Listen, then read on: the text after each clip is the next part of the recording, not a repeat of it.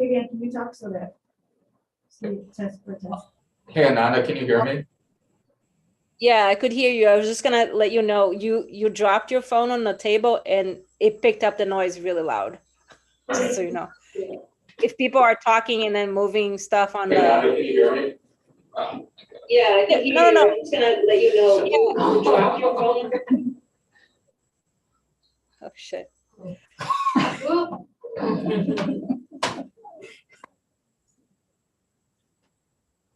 This is gonna be a little hard. I'm sorry, you all. I was letting you all know that it was picking up the sound of your desks. That's all. So yes, the least amount of movement is great, but you know, we have to be human too. And just speaking pretty clearly and yeah, with a little more of a voice in this room, okay? And I think we are ready. So, Sabian, are you ready? Yep. All right. All right. Good evening, everybody. I'd like to call this meeting to order for the March 1st, 2021 instructional work group meeting. We have no written registrations, no public appearances. With that, we've got 2 approval of minutes. One dated September 8th, 2020. Sorry, just the one, Sabian. Okay. Just the January one. Thank you. Yep. And also happy birthday to our lovely board secretary, Barb Osborne. Thank you so much. We don't function without you, so never does this district. So thank you. So I move to approve the minutes from the instruction work group dated January 11, 2021. Second. Gloria, second. Discussion. Your advisory vote, Julia? Aye. All right, all those in favor? All right. Thank you. Moving on to 5, reopening instruction operations updates, including summer school. Dr. Jenkins, do you have any? Oh, sorry, go ahead, Ananda. Sabian, I would like to make a motion to actually move the opportunity youth agenda item number 6 up in the agenda in order to give us a little bit more time to discuss the summer school. Second. Makes sense. Discussion. Julia, your advisory vote? Aye. All right, all those in favor? Aye. All right, 7-0. Thank you.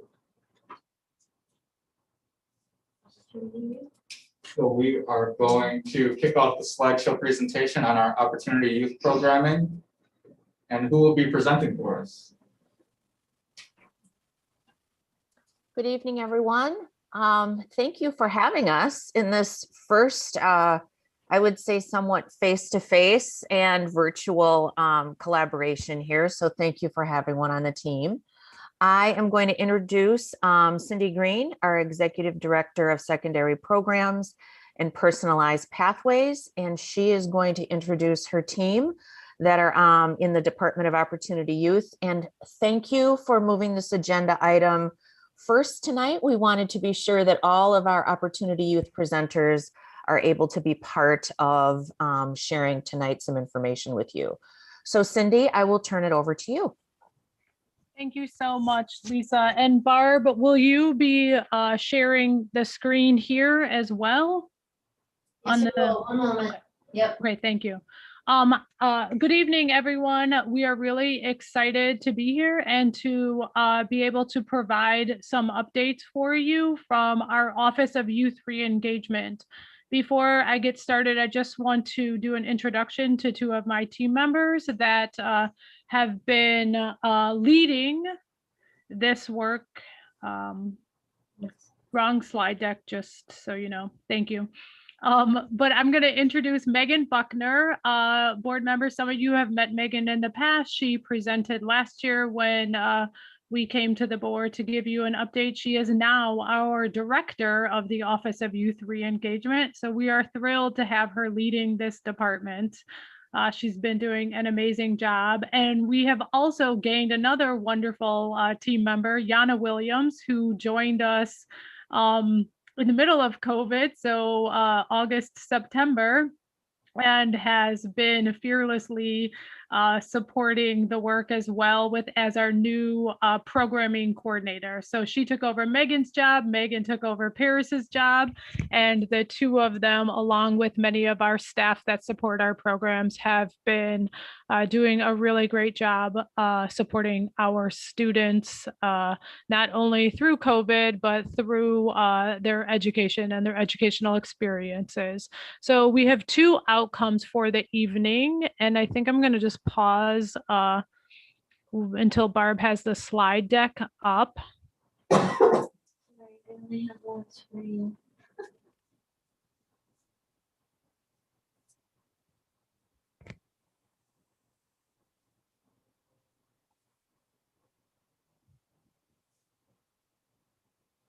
There we go. Wonderful. Could you go to the next slide, please, Barb? Thank you. So our two outcomes for the evening is really to provide an update both on our high school completion programs that fall under Innovative Alternative School, and then an update on our programming that is happening over at the 4 divisions of Metro. Both of these are situated under our Office of Youth Reengagement. And then we also want to share some of the successes that have happened through our new leadership in the department, some of the challenges that we are continuously experiencing with COVID, but beyond COVID, and then where we envision this department going in the future and what our plans are.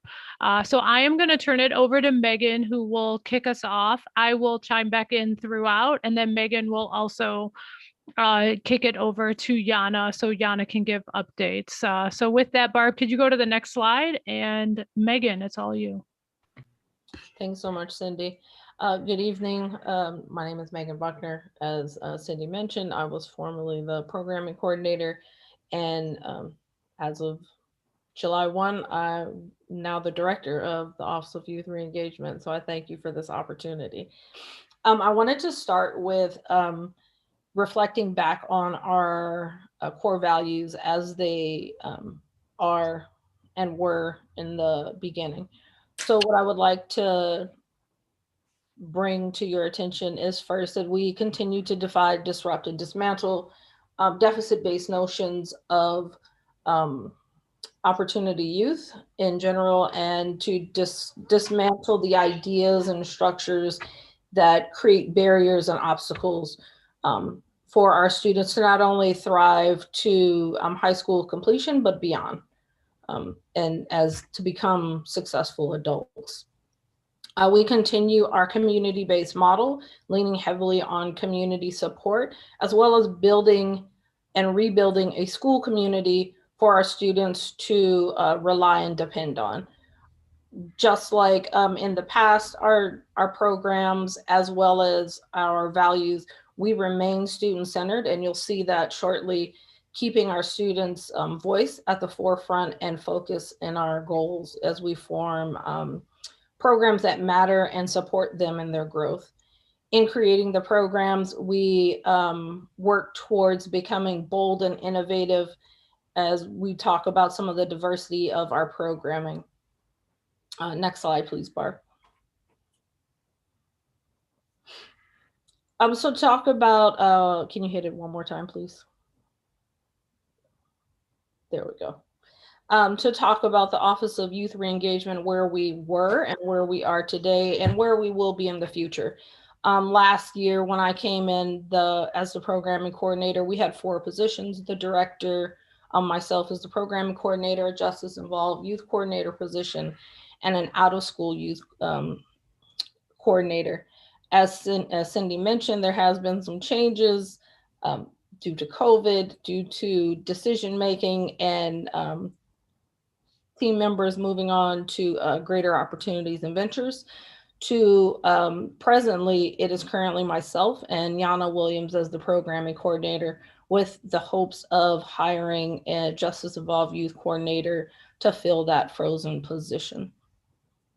Next slide, please.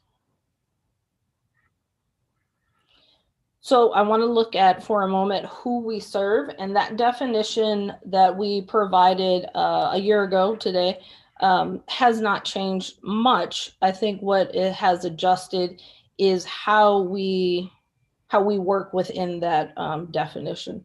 So recognizing the transitions between in correctional and treatment facilities and disengaged students in high school programming, we recognized deficits and supports. So we uplifted our micro school social worker to help support in those spaces. And you'll hear more about that a little bit later.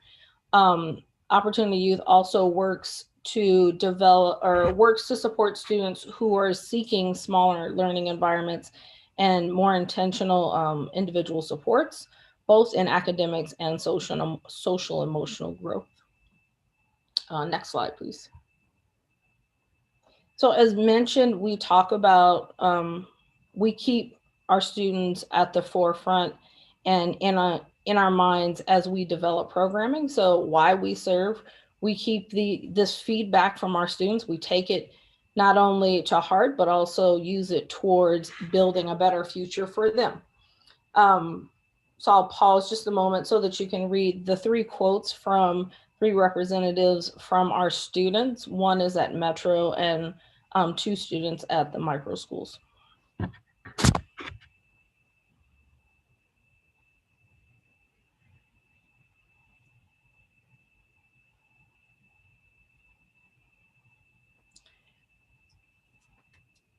So the student at the student at Metro, he is currently residing in Metro, and I just want to bring to the forefront his new ambitions of continuing to college. And I think that is one of the big things for our students, is that they now see opportunities that didn't exist to them before. Next slide, please.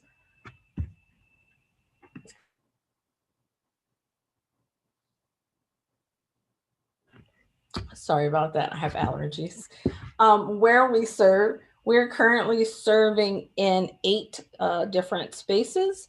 MMSD, the GETO 2 program being our newest program, and led by the wonderful Jana Williams. I'm sure we can talk about that more, as well as our partnership programs, Madison College, Gateway to College program, the HSCD program, the Omega School HSCD program, as well as Operation Fresh Start.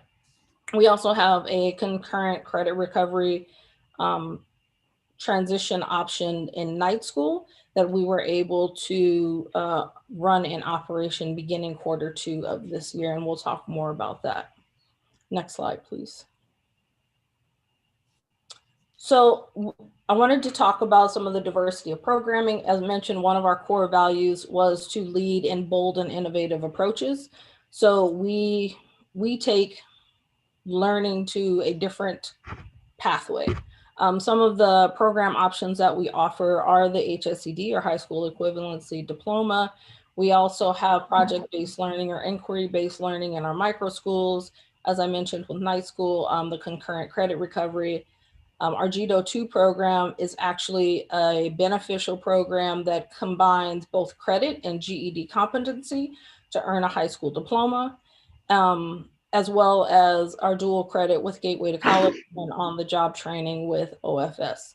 While we recognize the strengths and benefits of our programs, we do notice that there are gaps in programming, and that we will continue to work through those throughout the year and forthgoing.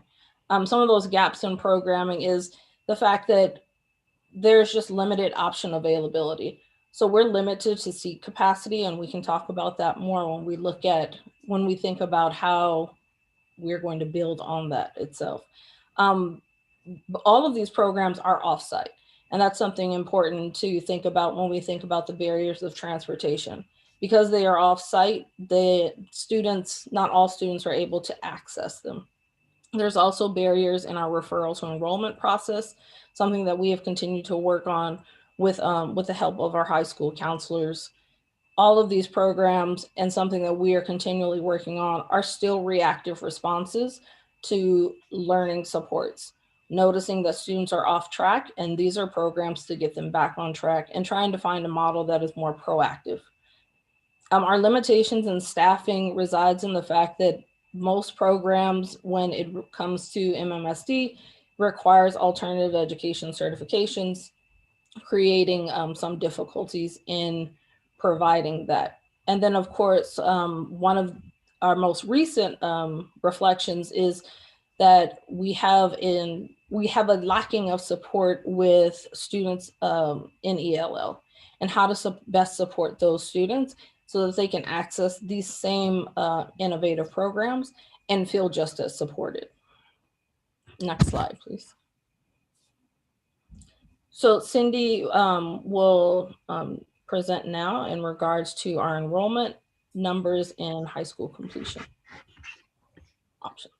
Thanks, Megan. One thing that I just want to note that wasn't mentioned at the beginning, but was kind of stated throughout, is that all of our programs are about ensuring that we're setting our students up for post-high school success, right? So leading them to life-sustaining wages, leading them to post-secondary opportunities. And we want to begin to think in the future about, as Megan said, how we proactively set students up for these options that are going to lead them to post-high school success in a way that they choose these options versus a way that they have no choice but to go to these options because it's the last resort.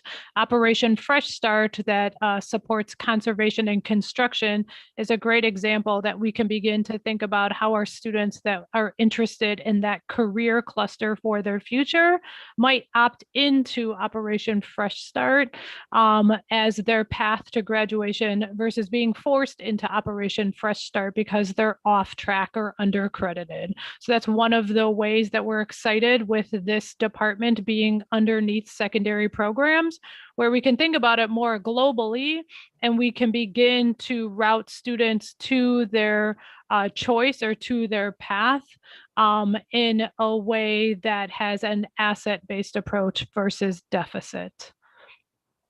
And with that, you'll see that our numbers here are pretty stable from what they've been in years past. And that's for a few reasons. As Megan said, we do have a limited seat capacity at all of our programs. So while our programs may have rolling enrollment and while we may cycle students through programs to their diploma, we do have a capacity that each one of our programs has. And when we talk about next steps, we're going to talk about some of the things we're thinking about in the future to grow the number of seats and to create a little flexibility. So these numbers will look pretty similar to what you've seen in past years, with the exception of the GDO 2, which is new for us starting in January of this year. So we've been able to add one additional program that now is serving 23 students. Most of these other programs do have limited seat capacity, and it's been pretty stable for, to what we've had in years past. Can you go to the next slide, Barb? And we thought it was important to show the demographics of who we are currently serving in our programs. So you'll notice of the 176, we have 92 females and 84 males. You'll also notice that we have some overrepresentation of student groups and some underrepresentation of other student groups.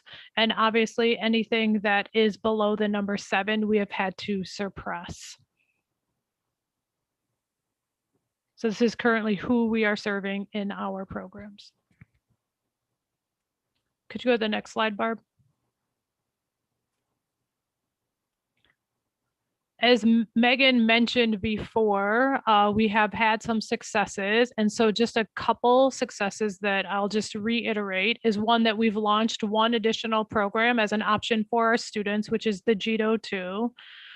We have had our wonderful social worker that was originally tied to the micro school last year, really working across our programs to focus on students that have not been engaged and really connect with those students to find out what their needs are and how we can re-engage them back into programming. And then we did launch night school again in the virtual world this year, and we're really excited about the successes we've seen there. We're also really trying to work on successes in terms of thinking about student match to program. Years ago, when I started to work with many of our programs under IAE, we would refer students to multiple programs just to find them a seat. And it was more of any seat we can find, let me find this for the student to get to graduation. Now that we are really working on each one of our programs, what they offer and who they best serve, we've been doing a better job with working with our counselors about fitting students to the programs and not just referring students to any program. We will continue to strengthen this, but this is something we're really proud of that we've done well this year.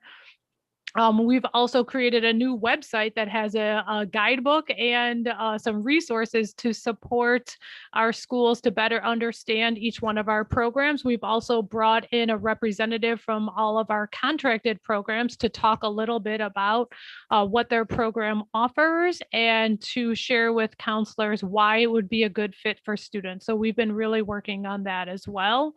And then we have been strongly with Jana and Megan's leadership, working on the idea of the transitioning to and from the home high school and ensuring that we are doing justice to our students in terms of how they're transitioning into a program, what coursework maybe they are at from their home high school, and also transitioning back into their home high school when it is appropriate, and having a re-entry plan and process in place so that we ensure everybody is well aware of what the student is bringing to the table, all of the good work that they've done in the program that they were coming from, and ensuring the student, most importantly, has a successful transition back in.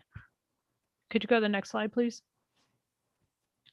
Excellent. Now I'm going to turn it over to Jana, and she's going to talk about our 4 divisions over at Metro. Thanks, Cindy.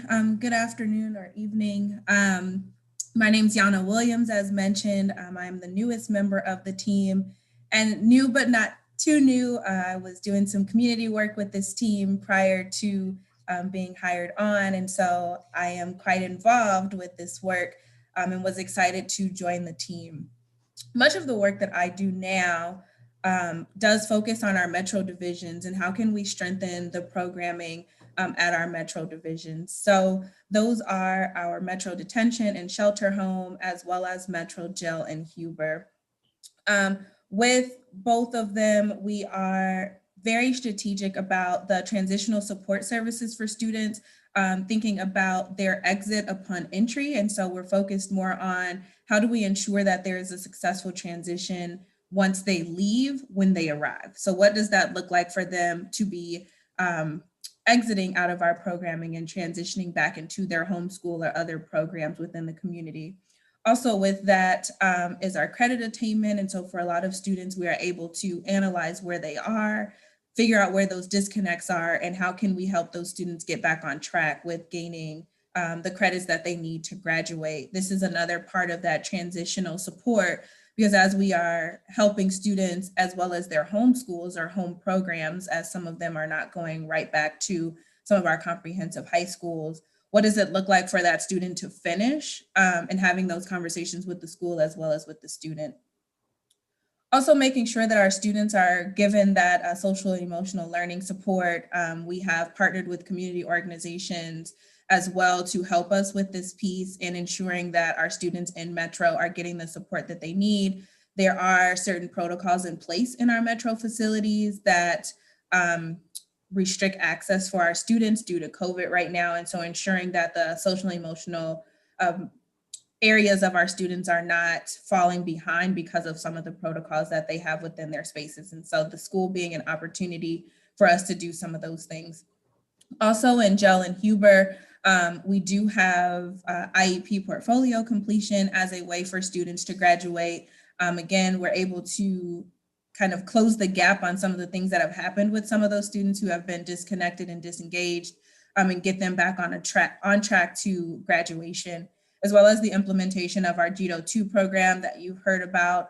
We do have a GETO 2 program that is outside of our Metro facility. That is the one that Cindy mentioned with 23 students. And then we do have some students working on the GETO 2 option in our Metro facility as well.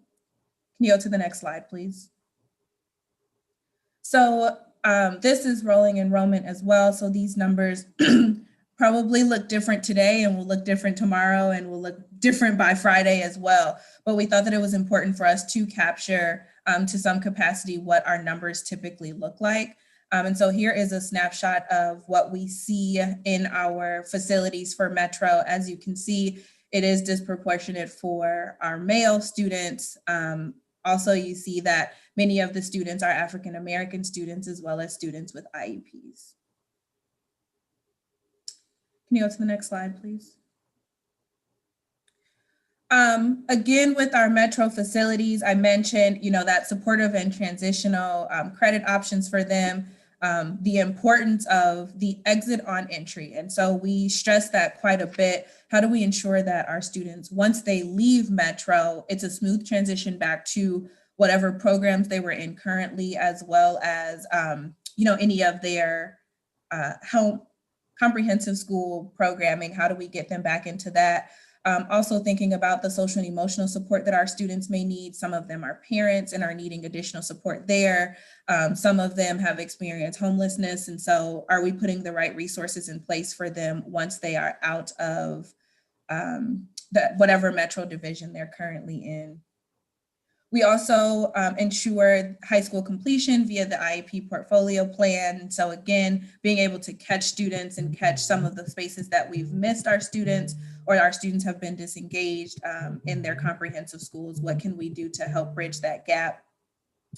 Other options are credit completions as well as GETO, like I mentioned.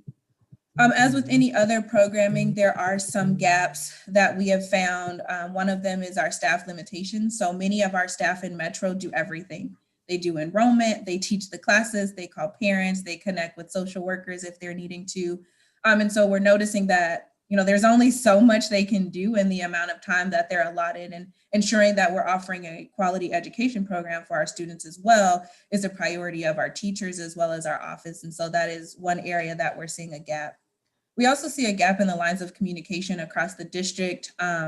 Even within our own district, there are disconnects in the lines of communication, and we've really worked hard to strengthen some of those things, and everybody knowing who is my point of contact and who do I tell what information without any issues of confidentiality for our students. Also thinking about how does that translate across other districts. So when we do have students from other districts, other cities, other counties, other states, what does it look like for us to still have that exit on entry plan for that student so that they can transition successfully back to wherever they are going after our Metro centers. Next slide, please. So some of our successes, we did launch GETO 2 in January, and that has been going very well. We are seeing our students who haven't been engaged in the past are back connected. One of the other things with GETO 2 is some of the students who didn't get into GETO 2 for whatever reason.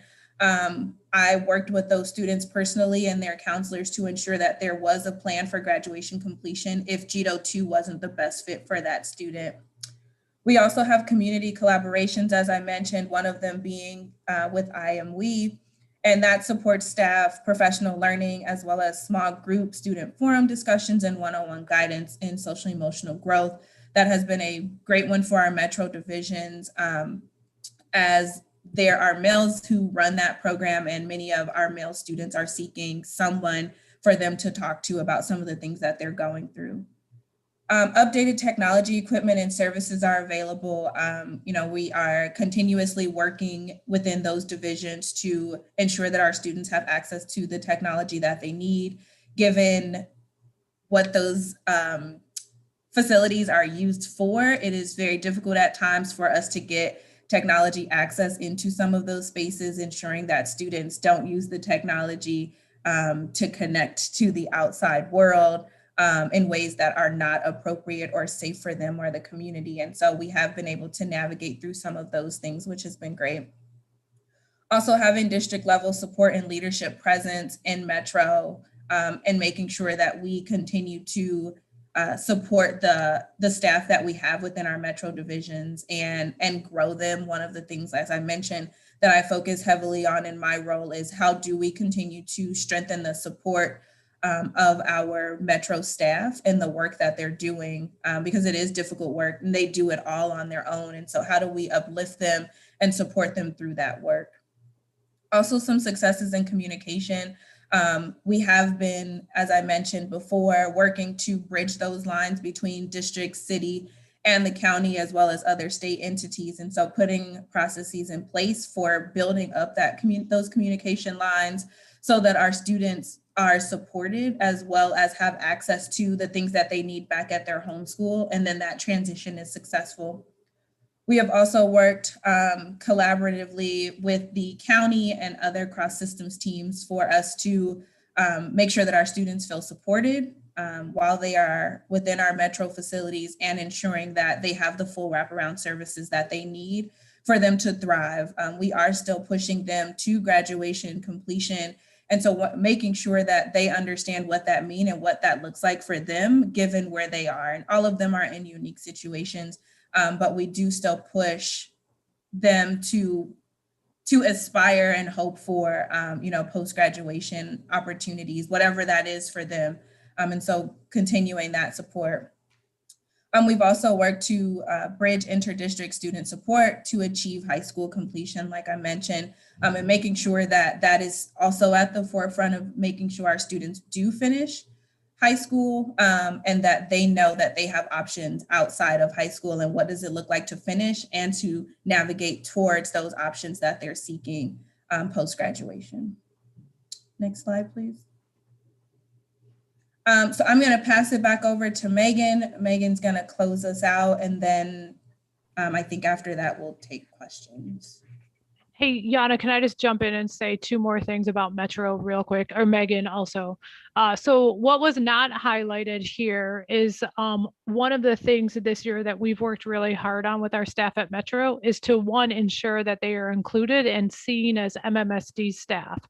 I think in the past, it hasn't always been inclusive in considering that staff as part of MMSD. So one, in the professional development opportunities that the district offers, two, in the kind of communication strand. And so this year we learned where some of those gaps were and have really been intentional to ensure that our Metro staff are seen as MMSD staff and part of all of our department conversations as well as district. And then the second thing I want to mention that wasn't highlighted here that I think is one of the greatest strengths is the educational experiences and how we have bolstered that and improved what is happening while students are at Metro, even in the world of COVID and having to navigate whether it's the 14-day quarantine or whether it's the paper pencil version, since we can't use technology.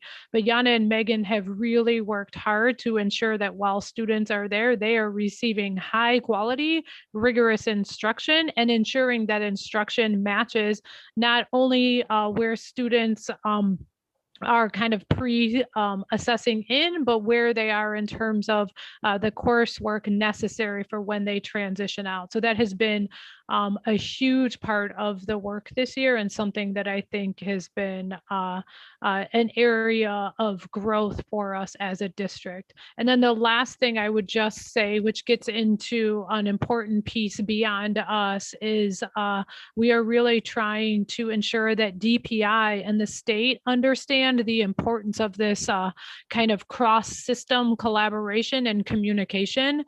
I think we can manage what happens internally with our own schools, but as we have to serve students that are in the surrounding Dane County schools or even further out, we need to make sure that the state understands the importance of having a designated point of contact for each school district, and that we have clear, streamlined processes and expectations so that our students, regardless of what area they came from, while they are with us in Metro, that we're able to serve them to the best of our ability. So that is definitely something that we are pushing for, but also just want to mention that it's bigger than just even us as a school district to really improve that for all of our students.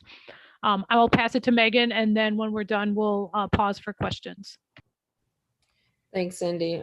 Yes, definitely wanted to uplift the educational programming. I don't think Jana would give herself enough credit, but she has been incredibly an incredible asset to that team and really creating a cohesive unit with the graduation pathways. So thank you for that. So I want to close out with celebrating and providing some learnings and takeaways of what we've learned regarding the Office of Youth Reengagement, our programs in this world of COVID.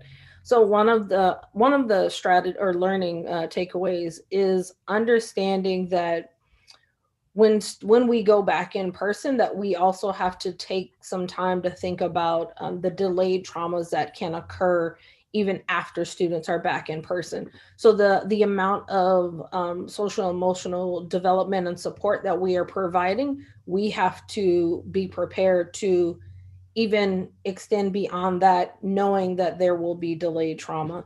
The second one, and is something that I am constantly trying to encourage in my team, is to give themselves grace and patience, because flexibility is not failure or weakness, but it is a space of growth.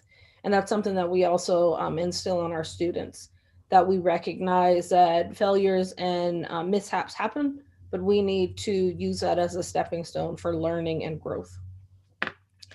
One of the biggest takeaways, I think for me personally, is recognizing that there are fundamental needs and access to priorities that need to come before learning and assignments. Going back to, the graduate work of and learning about Maslow's hierarchy of needs, understanding that students need to feel safe, secured in themselves and in their space before they can access learning, and models that we're trying to build. And the last but not least is that virtual learning can be a viable option. To uplift Micro School West, we talked about them last year, and in their enrollment, we have seen great gains with our young students there, and they are thriving in virtual learning. And it's showing that there are students out there who can access virtual learning as a viable option for success. We also want to celebrate our students who have managed to achieve their high school completion option through the school year. Omega and the HSEDs, they've received 2, and we've had 10 OFS legacy graduates. 2, I believe, are actually students currently in Metro, and we have 2 at our Metro division. In addition to Transition Academy, we had a fall graduate this year, which was absolutely exciting. And to follow up, we had our guest speaker last year, Rosalina Wills, who was our guest speaker from Micro School West. I am happy to announce that she is on her way to graduation. She transferred to Gateway to College, and I can't remember her GPA off the top of my head, but it was very big. She was excited about it. She really received a letter from the president and was very grateful for the opportunity to see this through. Next slide, please, Barb. And then finally, I wanted to talk about things that we've started working on and planning for the future probably being tomorrow morning. So some of our systems on our programming and staffing, thinking about our systems, we really want to centralize our referral system to better suit all of our innovative alternative programs, so that they're in one place for referral to enrollment, so that we can better support our students, again, matching students to program and not program to student. shifting our model so that we're fitting our students to seats as opposed to here's a seat, where's a kid. Excuse me, examining and evaluating our contracted services to possibly expand our capacity in serving our students. Again, because we're limited to such to a number of seats, there are students out there who want to be in those spaces, and we need to be able to provide that to them. And also improving that cross systems planning within our own district in terms of transitioning the transition process that Jana mentioned, our exit on entry strategy. In terms of programming, we definitely are continuing to work on strengthening and expanding our in-house alternative programs, such as GETO 2 and our micro schools. And then transitioning intervention programs for freshmen and sophomores.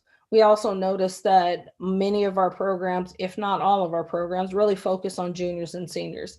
Again, that's that retroactive response that we were talking about. But knowing that there are students who are our freshmen and our sophomores, students who want and need that support, so how we can provide that support to them.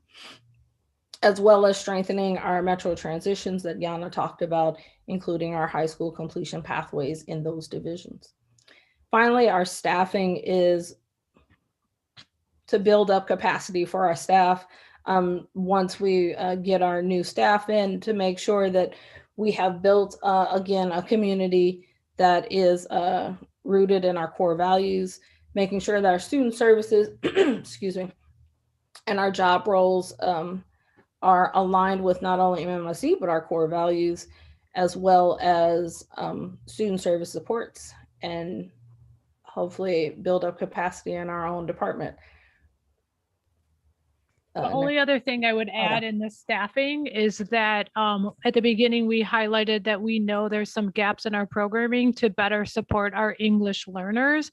And so as we're continuing to think about not only our program options, but the staff that support our programs, we definitely recognize this as a gap in an area that we want to ensure we focus on in the future, so that all students are able to access all of the programs and be supported throughout. So that would just be the only other thing I would add to some of our next steps. Absolutely. Thank you. And then Bart, last slide, I believe. Yep. And so these are just more quotes from our students in our various innovative alternative programs. And I've taken the liberty of highlighting some of the words that they've stated, as well as feedback and comments from our community partners and attorneys who are supporting our students at Metro. Thank you so much. So Barb, if you could take us off of screen share, and then Savion, I'll flip it back to you. All right. Thank you so much, Cindy, Megan, and Jana. It's great meeting you, even virtually. So questions, Nikki? One question, two comments. The question is on Operation Fresh Start. I know the budget did get docked last year. Is there a way to, are they facing more budget cuts? Have we made them whole? I'm not quite sure on that. And how is that affecting programming, or is it not affecting programming, is my first question. Would you like to hear the other two, or just go through that? How about, let me answer that first question. So Operation Fresh Start, if you remember, was able to do some fundraising to offset some of the costs. In addition, we have not had to reduce any of the students that are accessing Operation Fresh Start. So they have a rolling enrollment, and every student that has met their criteria and every student that has been interested and gone through their interviewing processes has been able to take advantage of Operation Fresh Start. There are some limitations this year that are beyond the budget due to COVID and the limited number of students that can access one van at a time. So that has definitely impacted their overall programming, but that's beyond the budget. In terms of next year, we have not yet made decisions about what funding will go to Operation Fresh Start, because one of the things we committed to was to continue to monitor the success metrics that we put in place and to see how Operation Fresh Start was doing overall with the goals and the metrics we set as a partnership. So we will be revisiting that with them in May. My second question is, you said transportation is difficult, and I understand that as a non-driver. But for those who can drive, have you ever considered possibly offering a driver's ed option in the alternatives to education? I know there are a lot of students who can't afford private traffic lessons. And maybe the district needs to look at actually creating a driver's ed program, because we've got a lot of students who can't get to the technology they need to get, the programs they need to get to.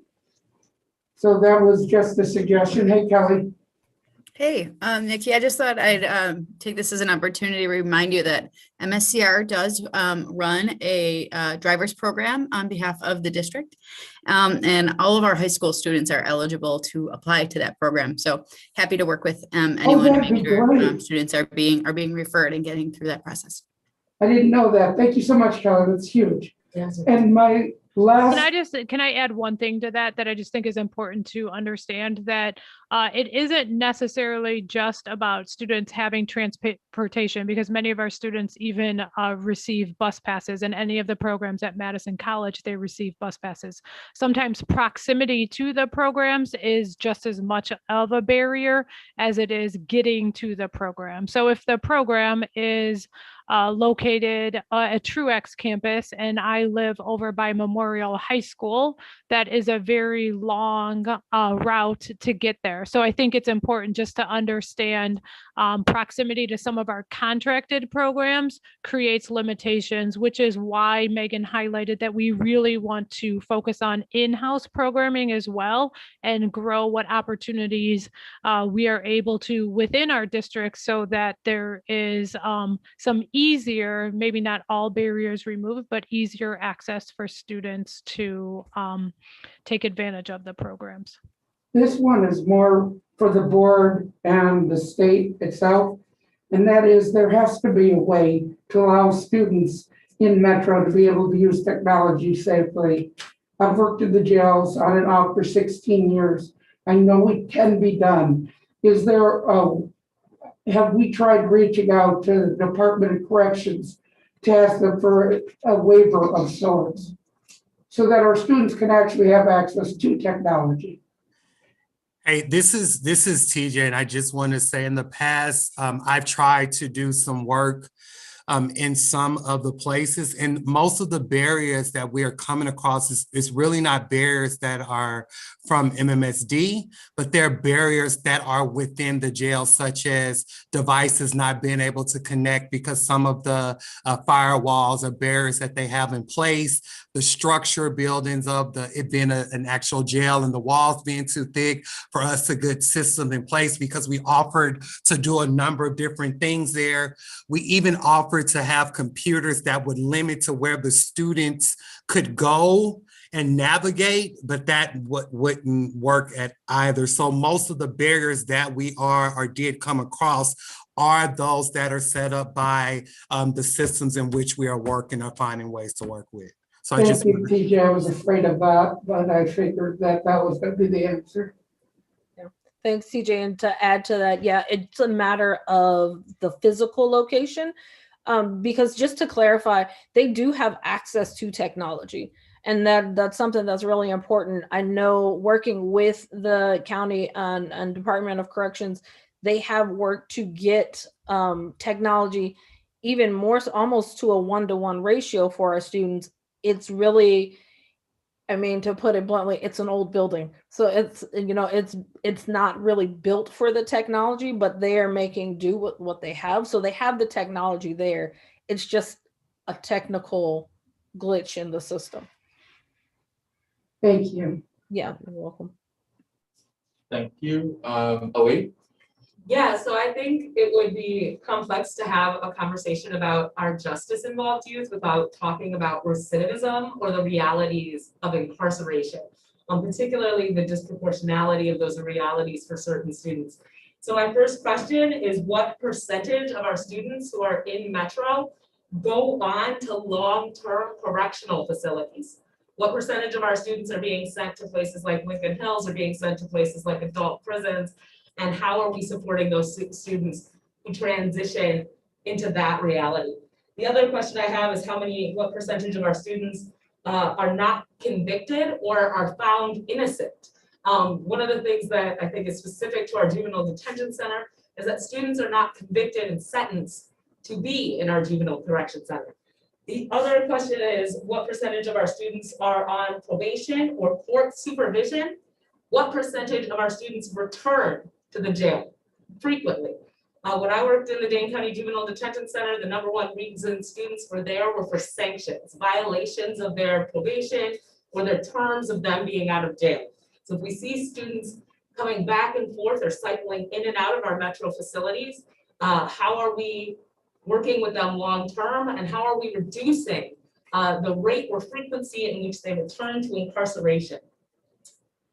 What percentage of our Metro students go on to college and need to pay to take remedial classes, right? If we're pushing kids to graduate, are we then putting kids in a situation where they're paying for classes or remedial instruction that they could have gotten from their high school? Let's see. I think TJ answered my other questions specific to kind of providing services via technology and allowing students to access remote learning. So that is it for my questions for now. And I understand if you all don't have those data points, but it would be great to get them in a weekly update or to have follow-up around that very specific information. Yeah, Ali, I personally don't have that data, and I don't know that Jana or Megan, especially some of the data that is more about the long term of what happens to our students after they leave us. But we can definitely work with our PEO team to see what we can have. I would say that one thing that we are working on now and into the future is about those transitions and ensuring that our students, right, our goal is to reduce recidivism, right? And our goal is to ensure that the numbers that we see at Metro continue to go down year after year. And some of that work is definitely what we can do within the district and MMSD in terms of what is happening with our students while they're in our middle schools and our high schools, and as they transition back and feel supported and set up for success as they transition back into our schools. And then there's also larger work that is beyond the school district that's part of the city and county work, and some work that I know is happening with cross-functional teams. But I don't know if Megan or Jana want to chime in terms of any of the questions that they might have specific answers to. Yeah, I will quickly, and I don't have the percentages right in front of me, but this is an area that I work in within the community and internal. And I will say that we do work to address our students that we're seeing over and over and over again, especially when we're seeing students navigating to and from different Metro divisions. So students in detention who then are in jail or Huber, and vice versa, because we are seeing students who are arrested on adult charges and then have to go to detention for juvenile holds for whatever reason. And so with a lot of those things, what we're doing is our teachers are working with our students, trying to decrease them coming back. Our teachers are also working with our students and the wraparound services that they're getting, either internal or external, to determine what can we put in place to help our students once they are released from Metro so that they aren't coming back. And so sometimes those are things like homelessness programs, those are mentorship programs that our students may need. But I think as we think about this, and I'm sure you know this as well, this is a bigger issue than our school district, right? This is something that we're seeing across our state and across our nation. And so to what capacity do we then work with our community officials and our police officers and those who who run our justice system to eliminate the amount of times that our students are coming back, because we are seeing them coming back for different reasons. Some of them are sanctioned, some of them are, even DOC holds until they can get to wherever they're wanting them to go next. So I don't have those percentages exactly. I am sure that's information we can get and bring back for you, but just wanted to kind of highlight some of the things we are trying to do to reduce the number of students who come back, as well as analyze with the county why students continuously come back into Metro and how do we prevent that on a systems level. Yeah, I think my only follow-up was specific to Cindy's points a little bit ago in terms of the strength of programming for our Metro students. So I'm curious if we're offering arts programming, or if our students who are in Metro have access to certified art teachers, if we're offering music, if we're offering ACT prep. There's kind of a conversation here about making sure our young people are ready to move on and go to college. And I'm not sure if we're, I'm not sure what we mean in terms of what we're offering in comparison to what young people would get out of school. Yeah, so I could start and then Megan can add in some of that, yes, and definitely areas of growth. So ACT prep, yes, we actually just met today to talk about some additional training for our staff to ensure they're folded into the larger kind of high school work around that. We also just recently renewed a partnership with Edgewood College and some work with, I think it's art therapists, so maybe not art classes specifically, but art therapy that is happening over at Shelter, and something that we're really excited about as well. And then I can have Megan chime into a few others. I know Jana is double booked, so I think she might have to sign off, but I'll turn it to Megan to see if she wants to add to that. Yeah, and I'll just say I am double booked. I'm on the school board for Verona. So our school board meeting starts at 6 and it's in person. So I have to try to get up the street in a second. If there's anything else, Megan, if you shoot me a text message, I can try to answer quick, but they say they need me, so I gotta go. Thank you. Thanks so much. Thank you. Shout out to Jana. Yeah. I think I would just add in terms of Metro. So currently we have our 4 Metro teachers. One of our teachers who recently became certified as an alternative education teacher. So she's been able to support on a content course level. We do not currently offer certified like educational art and elective type courses, so music and art, but we do have community partners in detention, in Shelter, and Jill and Hubert who come in and support. The Edgewood College is one. Another is our Teen Bubbler program. They come in and support with art, and they do the art murals and very much like Edgewood with art therapy. So that is definitely an area of growth of getting electives and to your point, a more school feeling in those spaces. Thank you. Thank you. Thank you for those questions, Ali. I think those data points are especially relevant to policymakers at the other levels of government. I see Gloria and then Chris Gomez, Chris Carusi, and then Ananda. Okay, that's the order. Great, thank you, Savian. Can you guys hear me okay? Can you hear me? Yes, they're nodding. Okay, I don't see you. So I was really happy to hear that you brought on Jana as part of your team. She was part of the Opportunity Youth Coalition that I led several years ago in response to our juveniles who were stealing cars, burglaries in our community. And so I think Jana is just a great fit. I'm bringing that up because we had a challenge working with the district. And it seemed as though schools were handling the transition of our youth into our schools differently. And I know that Jana talked about within the metro divisions that you're working on building those relationships with districts in city, county, and state government entities, which is great.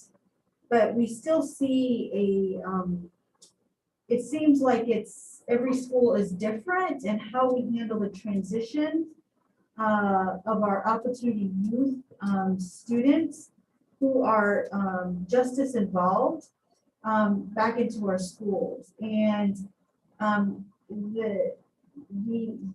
that point in time of transition for a child is critical, right? We can either make it or break it. And when we're talking about recidivism, this takes us back, right? If we are not preparing our staff within our schools on how to welcome our justice involved youth back into our school and ensure that we don't continue really essentially wrap ourselves around them, right? And so so that's one part of it. And then the other part is we developed a mentorship program which for the opportunity that involved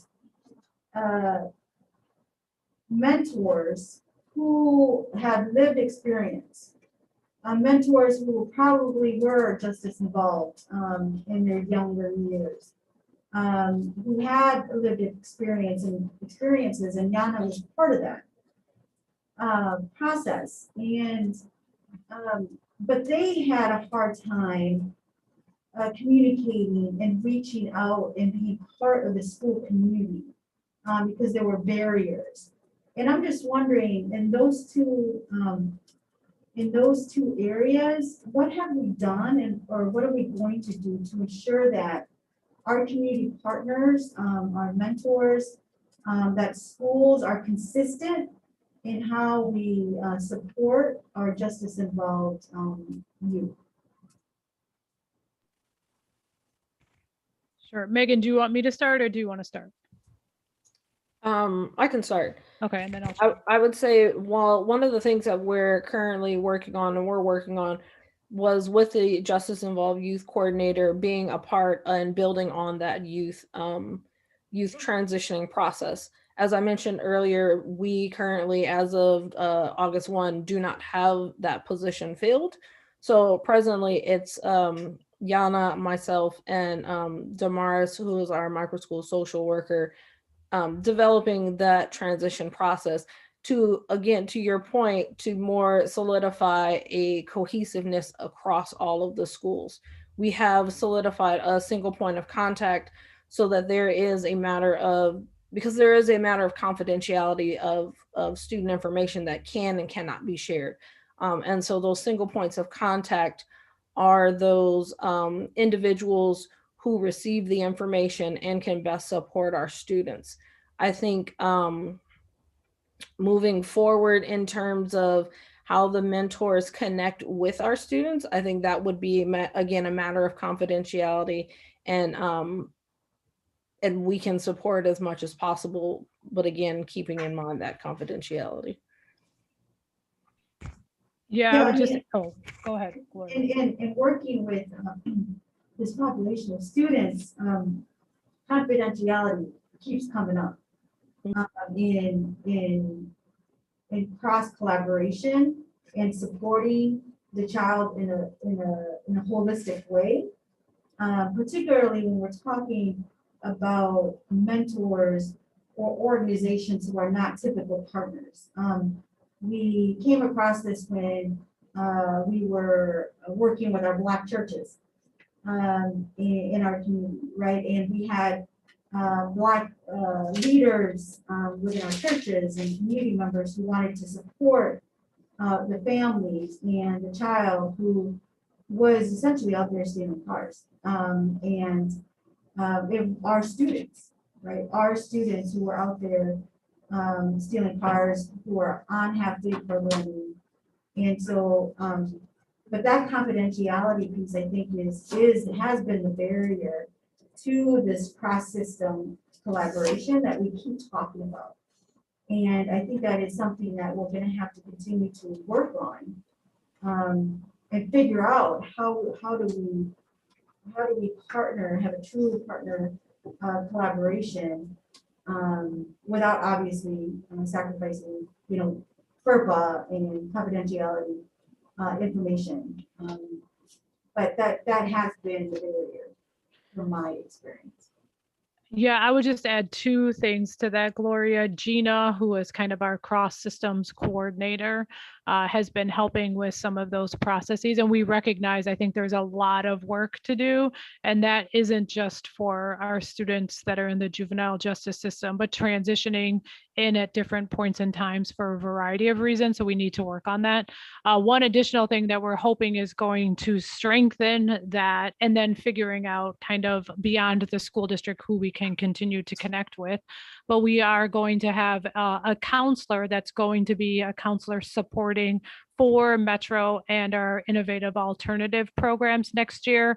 And so we see that as a piece of this puzzle that's going to be kind of a single point of contact also that will be directly serving and supporting our students, and can also work with that single point of contact back at the comprehensive high schools to do restorative work if we need to help transition the students back. And so that is something that will be new next year, and we're hoping is going to continue to improve some of that work. Great, thank you. Thank you. Chris Gomez, Chris Yeah. Carusi, Ananda. Thank you. And thanks for the presentation. I really appreciate that you talked about proactively trying to find the programs that fit the students instead of we have an open space, let's put this student here. I'm just wondering, do we have a sense of if the spaces we have in these programs are sufficient? Like, what is the scope that we need? Do we often have needing to refer students and we don't have a place to put them, or what is, can you give me a sense of the overall scope? Yeah, so I can start. In the past, we've always had wait lists for the number of students being referred to programs and the number of seats that we have. This year, we, I think partially because of virtual and added programming, we have done a pretty good job of ensuring every student that's been referred is matched to the program. But I think there's two things that I would want to mention here is that I really believe this is a multi-pronged approach, and it isn't just about adding seats at programs. It's also about what we talked about in terms of a better thinking about what the student experience is while they are in our traditional schools, whether in middle school and or high school, and how we are improving those experiences so students find success, and simultaneously working on the gaps in programming that we identified to have more options for students that create better pathways for them into post-secondary. So I think it's both, because again, our programming right now is in a reactive approach, and we wait till students are undercredited or underserved, and then we have to find an alternate path for them to graduation. So something didn't work for them while they were with us, and they had been underserved for many years. So we definitely have to improve that, while we also think about the options that some of our students may desire, where they find greater success leading them to post-high school. Megan, I don't know if you want to add to that. No, I just wanted to add, it's a matter of shifting the narrative from what is the student doing to what is happening to the student, to create that proactive response. And just thinking about, as Cindy mentioned, we have a wait list of students for an alternative option program, but also knowing of the future that we're moving into, that wait list is expected to increase drastically, I'm sure. Right, that was another question I had, given COVID, how do you see that affecting the demand for programs? Do you see that growing? Is that what you're referring to? Yeah, not with specific data in my hands, but knowing, just using our referrals for our GDO2 program, the number that we had in our mind and the actual referrals that came in were probably about 20% more than what we expected. So I do expect there to be some kind of increase. Right. And I appreciate you speaking to how we want to be proactive about this so that we may not need these programs down the road, right? If we're meeting the needs of the students earlier on. And one of the things that we're required under PI 25 is to identify students starting as young as 5th grade. And so how do we make sure that students are just moving through our system and this is absolutely the last thing we can offer, that we're actually more proactive? Can you explain a little bit more? I mean, you're talking about the freshman and sophomore year, but I went back and looked at the presentation last year, and that one referred to on the horizon some elementary and middle type possibilities too. Is that still on the horizon? I know with the short staffing, you have been a little stretched thin this year, but is that still part of the planning process, or how we connect these things? Sure, and Cindy, you can chime in. I would just be frank in addressing exactly what you said. I think this year, because we are spread so thin in terms of staffing, we had to really focus on the immediate and kind of shrink our horizon just a little bit for this year. But yeah, that's still in the vision. Yeah, Chris, I would say that's probably closer to longer term. I think we had some real great aspirations last year around where we were going to go.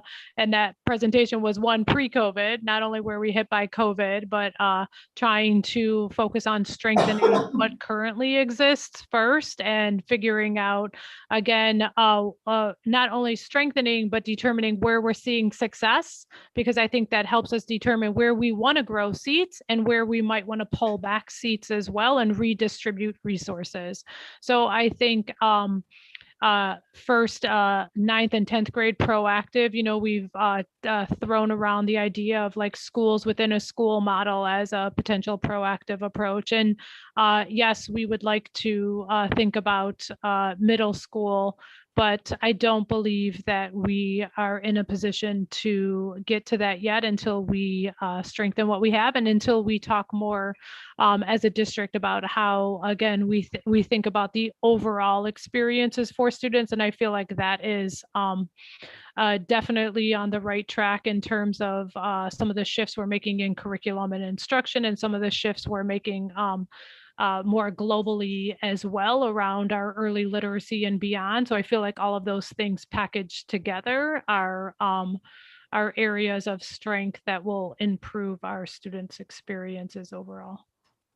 Thanks for bringing that in, because I do think the early literacy and beyond is a really important strategy for us at getting proactively and the early intervention and work we're doing with the younger students. So I appreciate you mentioning that. Last thing is just for getting your staff hired. The other thing that I saw is that in addition to the justice involved youth coordinator, there was an out of school youth coordinator previously. Is that also going to be added back in? Is that somewhere else now, or what was the work that involved, and where has that shifted? Yeah, so right now we don't have an intention of adding that position back in. What we've done is we've made some shifts in terms of the positions that we think are essential. As Megan said, Damaris, who was our social worker tied to micro school last year, has really picked up some of that work, and we've thought about her more as a cross-program social worker. So she's done a lot of the work that happened with that position. I think we want to see how the positions we will add in next year and kind of some of the shifts we're making in programming work out, and continuously reflect and adjust on that. But right now we do not have intentions of rehiring that position. All right, thank you. Thanks so much. This presentation was really helpful, very informative. I just have a couple questions. The first one was, you talked about possibly having a vision or a strategy for more in-house programming as opposed to most of it happening off-site. I wondered if you could speak a little bit more about your vision for that, and if you're really thinking more about putting more alternatives or school within a school inside our existing sites, or if you're thinking more about interventions in existing programs so the kids don't end up needing alternatives. I'll start and then Megan, feel free to chime in. I think it's a little bit of both. When we talk about in-house, we mean programs that are designed and we have quality control of internally as MMSD. Right now, some of our programs, as you know, are contracted out, and that is part of our vision, is to ensure the community is involved. We have a few programs at Madison College. We have an HSED from Omega School, and then we also have Operation Fresh Start. Those are all programs that we contract out to other organizations to serve our students. When we talk about in-house, we want to think about things like the GETO 2, that is an MMSD program that we have full quality control over. So we have full control over the referral process. We have control over who gets in, and we also hire and support the staff that is running that program. We believe that there is a need to have programs like that, or the micro school that we started at West, and figure out if there's a need to have a micro school in the memorial attendance area, for example. So that's a little bit about some of the in-house programming, as well as obviously interventions, of course, are critically important. Megan, I don't know if you want to add anything to that. Yeah, I just wanted to add, and supporting our schools who are attempting to ride these models of school within a school, or even intervention programs or differentiated learning, such as like project-based learning, and applying it to something within an actual comprehensive high school class. Thanks. My next question is, are we doing anything to track outcomes for student post-secondary outcomes for students who are in either our high school completion options or in Metro? So as you know, as a state, we have limited data points to track post-secondary outside of what we receive from the National Student Clearinghouse. So we track all of our students through National Student Clearinghouse to see how they have done if they entered into a 2 or a 4-year university. Outside of that, it is difficult to track, especially the career field. It's something that we, again, want to push on our state on to create some of those statewide systems. Operation Fresh Start does do a 6-month tracking for students that graduate from Operation Fresh Start and go directly into employment. And we have that data from them, but that data has its own limitations to it. So that's where we are at around tracking post-secondary. Thanks. Yeah, evaluation can be tough, especially when you're in a situation of limited resources. So I appreciate what you're trying to do. Yeah. My final question is actually a clarification. You talked about IEP graduation by portfolio in Metro School, and I was just wondering if for students in Metro, is IEP graduation by portfolio initiated when they enter the Metro program, or are you trying to assist students who had IEP graduation by portfolio prior to Metro can stay on track while they're in Metro, or is it a little bit of both? Both, I would say both. So we have students who, when they enter in Metro, they are already on an IEP portfolio plan. And we have students who have not, but after intake and assessments, we have developed an IEP portfolio plan for our students. Okay, thanks. I appreciate that. That's all my questions. Ananda? Thank you. First of all, thank you so much, Savian, for facilitating this meeting extremely well. I really appreciate you. Second, thank you so much, Cindy, Megan, and Lisa, for this great presentation and the work that you all put it. I really appreciate also how well it was, the buckets were explained to us. I think one thing that jumped to my mind right away is the persistent inequities that we see in our data. And although I think you all have already spoken to ways to address the inequities. What I haven't heard necessarily is what are some of the things, targeted strategies in particular, that we are doing to address the root causes of that. And I'm really curious to hear like where, given the small number of students that we have going through, most of them are students of color, most of them are Black students and students with IEPs. Are there particular schools, particular teachers, counselors, or social workers that the data is showing that there's a significant trend for us to address at a personnel level, or are there particular any other, I guess, flags that would begin to indicate what are some of the root causes of those inequities?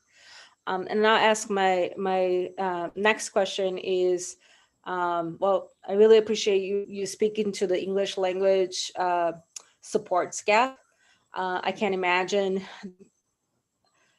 My sense, my heart goes out to the families of those students, because EL service is already, challenging in this school. And when you're doing high school at a confined space, that can add to the challenge. But if you have any other information about ELs, I would appreciate. And then the last thing, something that I've been asking for a minute now, the possibility I have Metro have a board liaison. I don't know if that happened this year, but that's something that I would like for us to consider.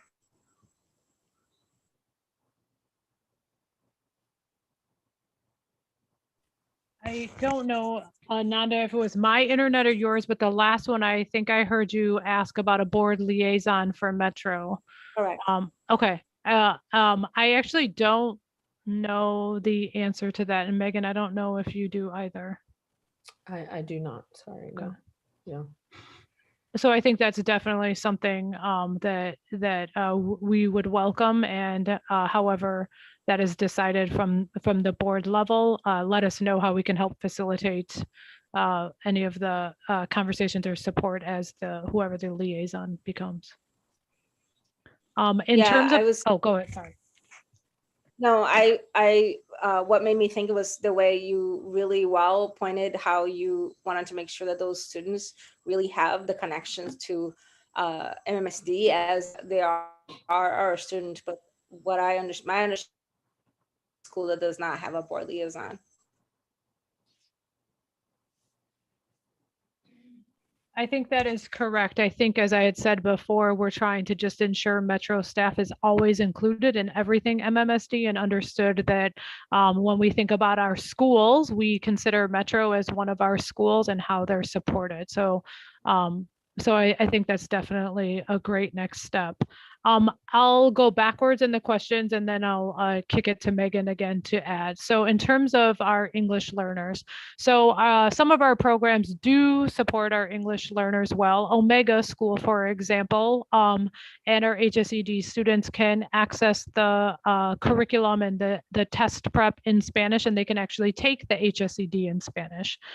For our GDO 2, they can also take the GDO 2 in Spanish. Our staff currently that is overseeing GDO 2, neither of them are dual cert. So for us to really support some of our English learners in that program specifically, we internally have to do a better job of ensuring our staff can support them. Madison College Gateway program. Students also, anyone can access that program, but Madison College has limited supports for English learners. They have an entire department that supports students with disabilities, but they have limited capacity for supporting our English learners, especially students that are at the proficiency levels of 1 through 3. So those are some of the areas that we definitely want to make sure we're focusing on in terms of staff to support and ensure that every program can serve any student that is interested in that. So that's a little bit of the areas there. In terms of your first question around the disproportionate data that we have specifically with our African American students, Megan can chime in here a little more, but I would say it goes back to the larger conversation that we see many of our students, specifically our Black students, disengaging in school as early as middle school. So something about their school experience, we have not met their needs, and something about the way our instruction and engagement for our students has not been working well. So I don't think there's one school, and I don't think there's one staff member or staff members. I think it's just about our system as a whole. And what I think we're excited about is what COVID has afforded us by rethinking school in general. I don't think that this is an MMSD problem. I think this is the conversation that we're having nationally around how do we actually create schools that serve all of our students well, and that our students feel like school was designed for them. So I think that's part of kind of a more global answer to that, but I'll kick it to Megan to see if she wants to add any specific details.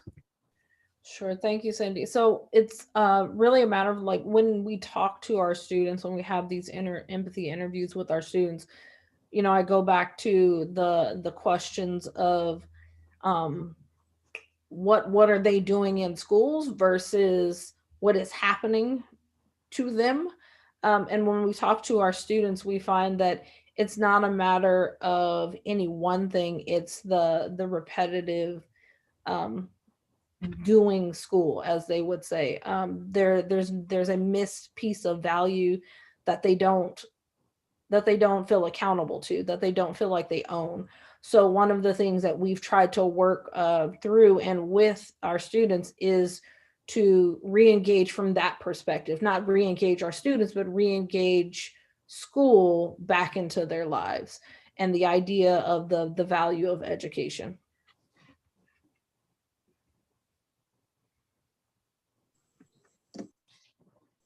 Yeah, thank you so much, Megan. I think you are speaking, and I familiar with the Metro program, and I think some things that you said, Cindy, resonated to what I have heard from young people in the past.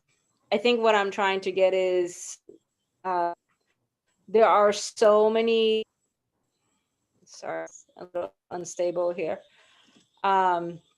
We have so much inequities on our data. What is our process to find those inequities? I understand that life situations, I understand that there's so many things happening to people that we can't control. And there is a systemic way in which we're pushing those students out. What are we doing to understand those things that are pushing our students after attempts, after interventions, school, after amazing teachers, after amazing school staff, to, you know, there are adults in the building that are not necessarily seeing those students.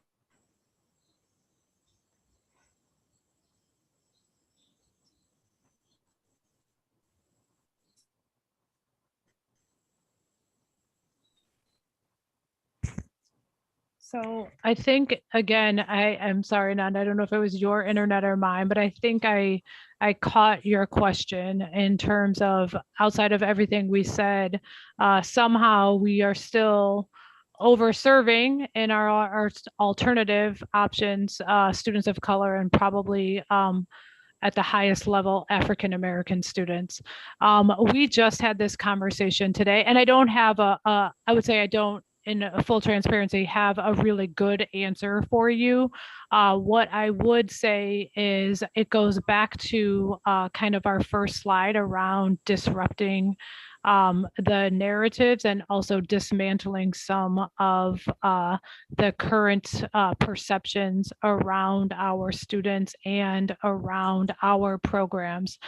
We just talked recently that there's a real risk in creating more programs that we are seeing some people believe that that's just, another place to pass kids off to. And as long as I get them out of here and I put them over there, then someone else can be bothered with them. And we are, which is one of the reasons why we're excited about it underneath this department, because again, we're trying to think differently about options for students and also work with our schools to understand that everything is about what students desire and how they want to learn and where they're going post-secondary and how we create the options for them. But I think it's a work in progress. And I think it's something that we know exists in our system, which is why we dismantled many of our programs a few years ago, because we saw that happening, and how we are trying to intentionally work towards not having that happen again.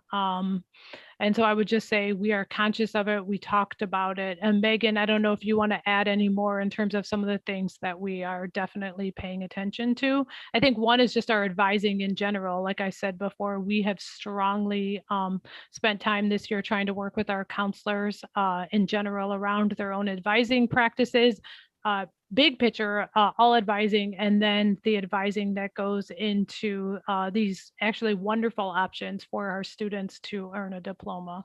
But Megan, I'll kick it to you to see if you want to add. No, nothing really to add other than in terms of like the larger picture of comprehensive high schools. I just want to again note that it's only 2 of us right now in our department, so trying to manage all of that, it's a lot. So, we lean heavily on our district. Yeah, Megan, and my comments were not in regards to your work or anyone in particular. I think my comments is mostly around what systems are we? I mean, we have the systems to address the symptoms, and those are important. And that's, I think most of your role is around that. I think what I'm asking is like when we're going to look at and how are we going to look at the thing that is causing the symptoms to happen. And so when I'll give you another example, and I'll just yield to Savian to take the meeting back. When we look at students' files, that students that are recommended for suspensions and I'm sorry, for expulsions, and we look at their files and we can trace back to late elementary school or early middle school, those are data information that we have, and somehow we continue to neglect the student all the way to until they come to us and then we see them. I think for me is how do we take a look at what's happening with those students in a broader sense, and then instead of just let things get scores, raise those students in an intentional way, and then support the staff that's working with those students to also making sure they are doing that as well. Those are my comments. So thank you both. All right, thank you so much, Ananda. I just have 2 questions and a comment. I think this is a relevant conversation, not just for us, but for people at the city, county, and state level has been alluded to. I think policymakers at those levels really need to critically examine if the criminalization of our young people leads to real community safety, or does it perpetuate more harm and more trauma on our young people, especially when we look at the data and listen to their experiences. And it's a heavy conversation because especially when we talk about Metro, it's about the criminalization of our young people, particularly Black and brown, young people with disabilities, young people who are LGBTQ, and young people who sit at those intersections. In a lot of ways, it's a school to prison pipeline. So my questions are, in your experience, what needs to be done to interrupt that when we have to contend with factors outside of our control. You know, what can we do at the middle school or elementary level to interrupt the school to prison pipeline? Do we see trends with suspensions, detentions, and out-of-class referrals? In terms of students who are in Metro and experience those things at the middle and elementary level. And then the programs that we talked about today, particularly our micro schools, have gotten results. It's kind of an example of fitting the system to meet the needs of students rather than the other way around. So students have more autonomy over their education. It's more student driven. How do we replicate that to be common practice in our comprehensive high schools? So it doesn't have to be some other program, it's just common practice.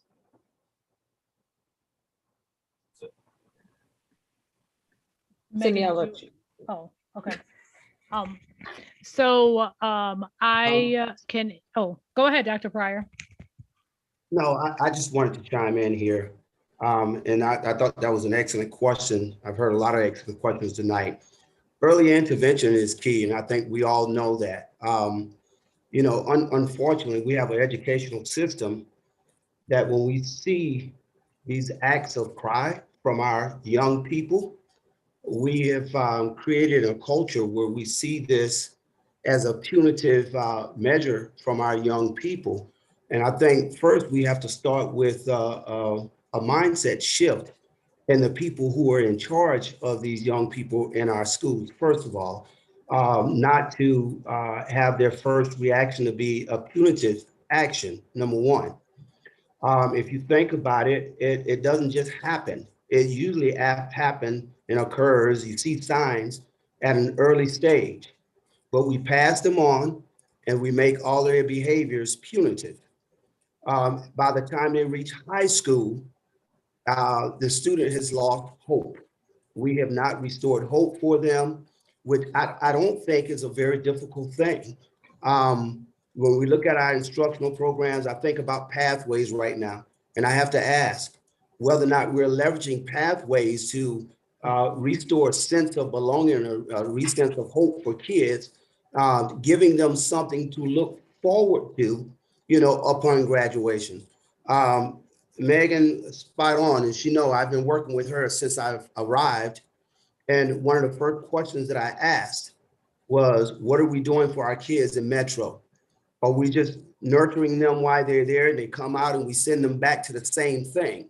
We have to be more intentional in our efforts there. I was so pleased this year to see that we got another level of support by adding a full-time counselor within the organization. And I've articulated that there's a critical need while our kids are there to have real intentional conversations with them to scope out a pathway for them of success once they're out. But the critical piece is we have to have conversations with them to lift, you know, those root causes so that we can have preventive measures so that they do not wind up in that position. So the question about what can we do, we have to really be intentional about listening to kids and providing the educational experience that they need. You know, our ultimate goal is to prepare all students for college, right? But I still ask this question and MMSD, when we say ready for college, career, and community, I have to lean in a little hard and ask, what are we doing for career and community? We have to take a real strategic look at that piece and really emphasize that for our students. And so I just wanted to lift that piece. And I love the questions about data because, you know, we can talk about everything that we're doing, but if you don't have the data to support it, it never happened. And so we have to continue to be more intentional about lifting that data because there's a lot to learn from the data protocol. I have to share this one short story. As a high school principal, I had students who fell into this category. They would come to the campus every day, but would never venture to school. One day, I asked one of them, you know, to gather all of the students that I chased all day long. And I said, I want to have lunch with you to just talk about where we have gone wrong. And I did that. He brought about 12 kids into my office and we had lunch. And I asked that one question, where have we failed you? And because we have, where have we failed you? And they said, Number one, I come here every day and you guys talk about college. I know I'm not going to college. So there's nothing in this for me. It crushed my heart. And so I had an intentional reaction to that, where we had a career fair specifically for that cohort of students. And it changed the complexity of my entire campus and it restored hope for those kids. And so we got to start thinking innovatively like this, opposed to, like it was lifted earlier, it's not additional programs, it's about intentional work. I just wanted to lift that. Thank you. Yeah, I would just add one thing to what Dr. Pryor said, or restate to your question around what can happen in the comprehensive high schools. I would say it's a system approach across the board for even the questions you asked about data, right? And what are we all doing to ensure that we reduce the number of students that are entering Metro. But in terms of the comprehensive high schools, again, that is what the vision and the goals are of personalized pathways, hands-on, relative, real world project-based learning, which is exactly what we're doing in the micro school, is what we are trying to accomplish in the comprehensive high schools. Curriculum that is interconnected and interdisciplinary, curriculum that is connected to outside experiences, curriculum is connected to college and career opportunities. So the same approach where students are kind of the drivers of their learning and voice and choice is a huge part of it that's happening in the micro school is the work that we're trying to do for personalized pathways in high schools based on what we learned back in 2013 that our students said around the high school experience and wanting coursework and curriculum to be more connected and hands-on. And I would just add, in addition to students, is really tapping into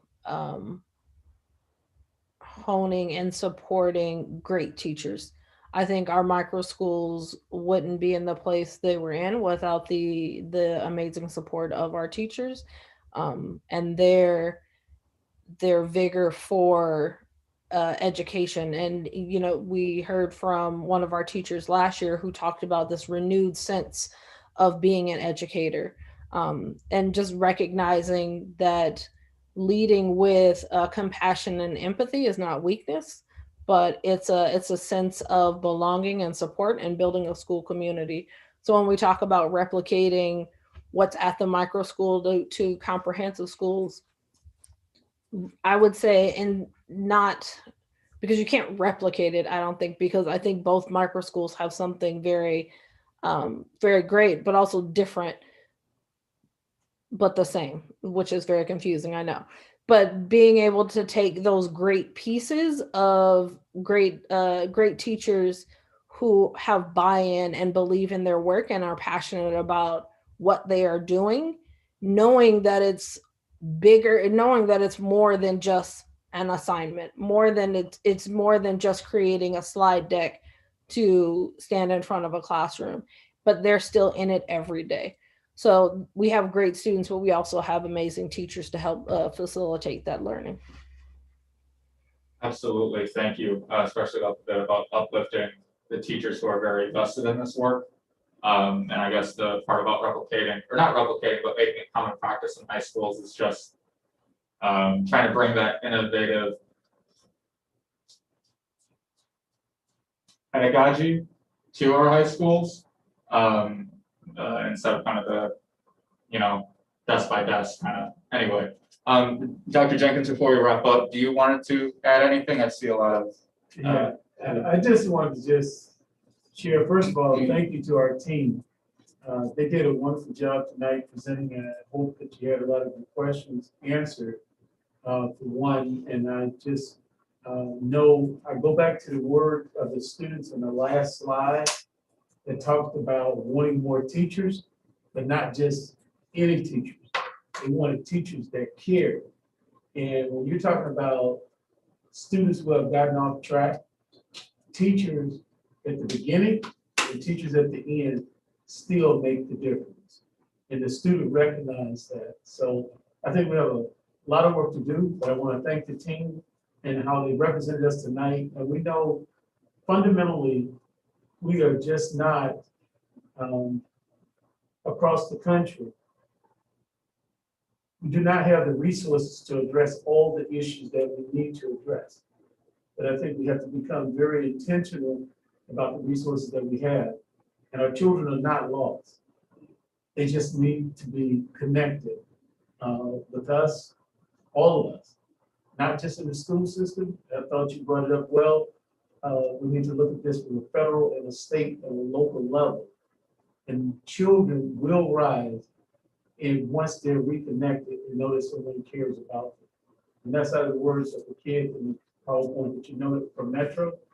Just need teachers that love you, that show that they care, and that you can learn anything. Okay, so thank you tonight for you guys' presentation. Thank you. Thank you. Thanks. Thank you.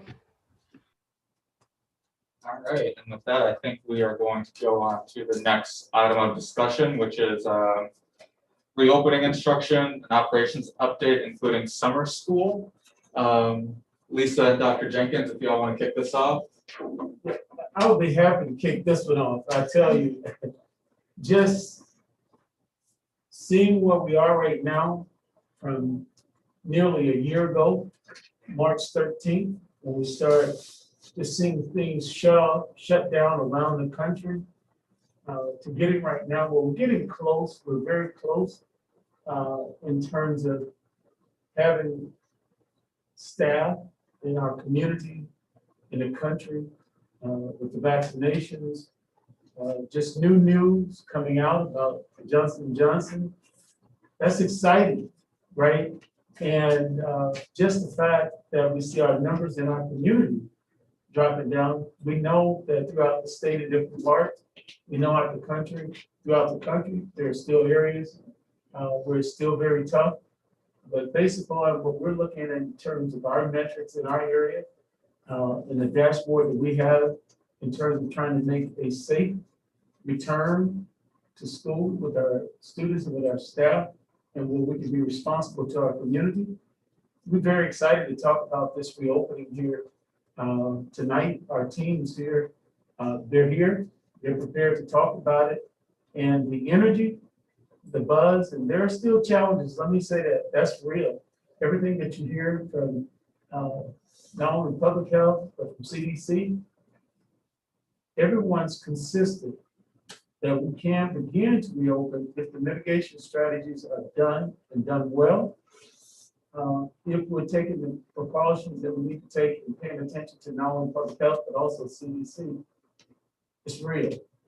The update from my conversations with the superintendents and with the state and public health about the vaccinations, and we're very close to getting them here in our community. It's not necessary that you have the vaccinations for our youngest children, but we do know that the psychology behind it and the realness of it. This is a public health crisis we're in right now, but I think we've learned a lot since the beginning. And I think we're prepared now to move forward with our opening for our kindergarten class of 2021 on March 9th. And you'll hear more from our team tonight as to what we've done to prepare ourselves and the energy out there. Like I say, you have some mixed energies, but I'm feeling a lot of confidence in our people in terms of what we've done. And so we're here tonight, as we had said last month, we'll come back and have more conversations. And we're looking forward to having more conversation even after the night until we get everyone in. It's amazing when we put out our mini app. We have about a 98% response rate right now, which is quite exceptional.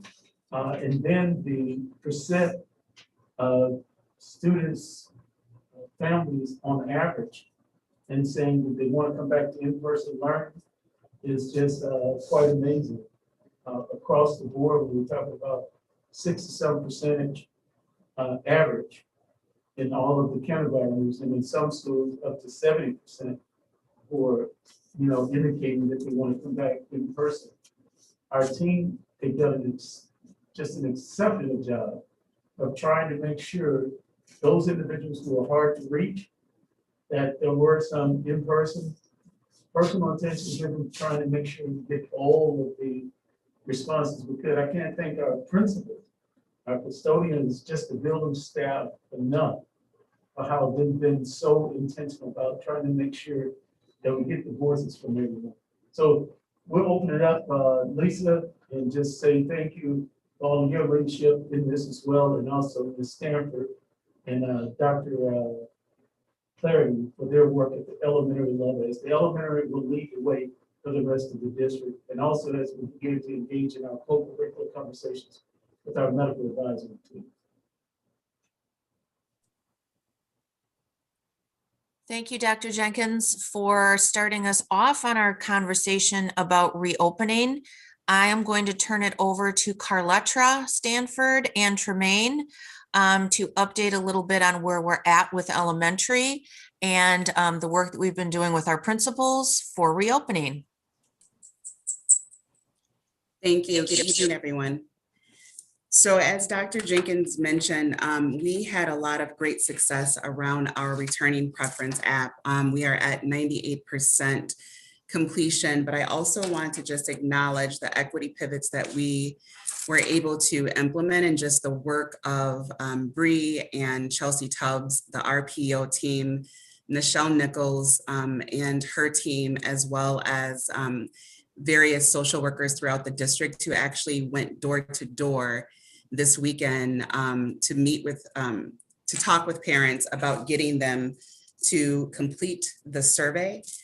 We also had a reopening hotline so that if parents did not have internet access, they were actually able to call into a hotline number and to receive assistance for filling out their returning preference. There's so much excitement around that we actually had a kindergartner from Falk that actually called that hotline one evening just to say how excited she was to be returning to school. So we were pleased to hear that as well. So with the hotline, we were able to complete and answer questions for over 700 households for our students that would be returning. So right now, we are looking at, from that 98% completion, 65% of our kindergartners are saying that they will be returning in person. And so we're excited about that. There's a lot of great work that's happening in our buildings to welcome not only students, but staff back as well. We were able to do some school visits today. There's everything from snack carts that are out there to little welcome bags that includes the PPE equipment, along with just different notes to be sure that we are welcoming our staff back again, and also welcoming our students back with joy that we know we need to have as we move forward. Staff are also working intentionally around the social emotional well-being as we welcome the students back in person. And so implementing those lessons that were developed by Jay's team. And so they're working on those things, as well as finalizing all of their plans. We know that there is flexibility within the schedule, specifically when we return. So they were given schedule guidance to follow. But again, our main priority is going to be around relationship building and the social and emotional well-being of our students as they return in person. I don't know, Dr. Clarity or Lisa, did you want to add anything?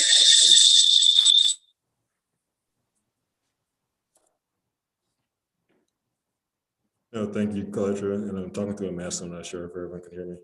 Lisa, am I okay? Thumbs up. Thank you.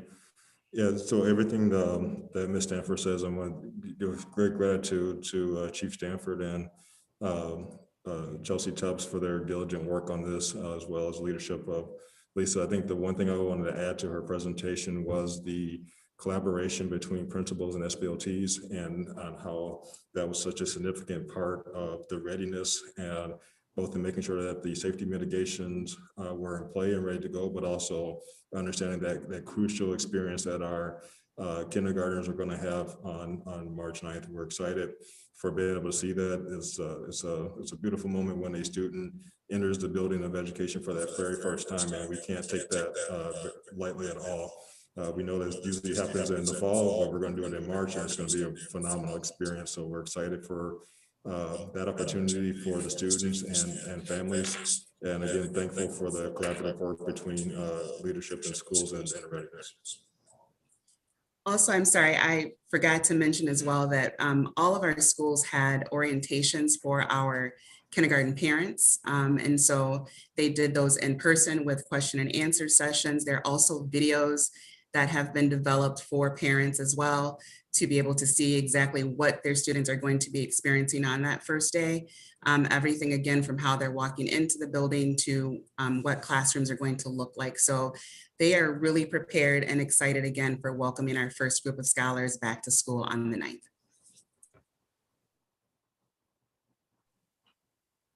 Thank you, Chiefs Carletra and Tremaine. Appreciate all the work that you have been doing.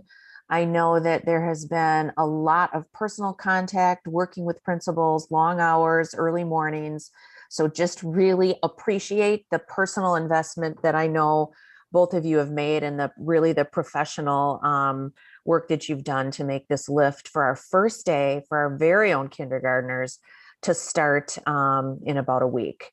I would ask Jay and his team if you could talk a little bit more in detail about the social and emotional supports. I know you've been working really hard with your team to help teachers and staff prioritize that social and emotional well-being. Jay? Thank you, Lisa, and thank you to the chiefs as well. But I just wanted to start with our staff and especially our teachers as they begin to return to schools this week, that taking care of our kids begins with taking care of our staff, making sure that they have opportunities to continue building their capacity to support students, but also to heal as they recover and come back to their buildings and reconnect with each other, wanting to make sure that our staff feels safe and supported and valued, and also wanting to make sure that they have space to process their experiences and knowing that they're going through a lot this week and into next as we prepare to welcome our kids back. I want to also point out that it's not like we've been sort of saving up social emotional learning for, the return to classroom. This is something that we've had more embedded in the day-to-day experiences of all of our students K-12 this year than ever before. And in many cases, it's about kind of maintaining those social emotional routines and bringing something that's consistent and simple and allows them to maintain those strong relationships as we transition back. Making sure that our staff are creating opportunities to continue cultivating and deepening those relationships, whether students are there in person next week or if they're still virtual, and making sure that they're working together to create safe, supportive, and equitable learning environments that are focused on a sense of belonging, making sure that they're able to kind of process what they've been going through together, but also to celebrate the strength, joy, and resilience of their community that I think we'll see again next week as our kindergartners make their way to school, in some cases for the first time. Sarah Kenevi, a universal system strategist with us here in central office, but also the student service coordinator at Henderson, helped organize a panel discussion with elementary staff from another district last week. And I just wanted to highlight, they did acknowledge that this week and the days leading up to it is the hardest part, all that anxiety and anticipation of what it's going to feel like. They had a sense of ease and relief and said that they were surprised, not surprised, that kids just wanted to be loved. They wanted to be together.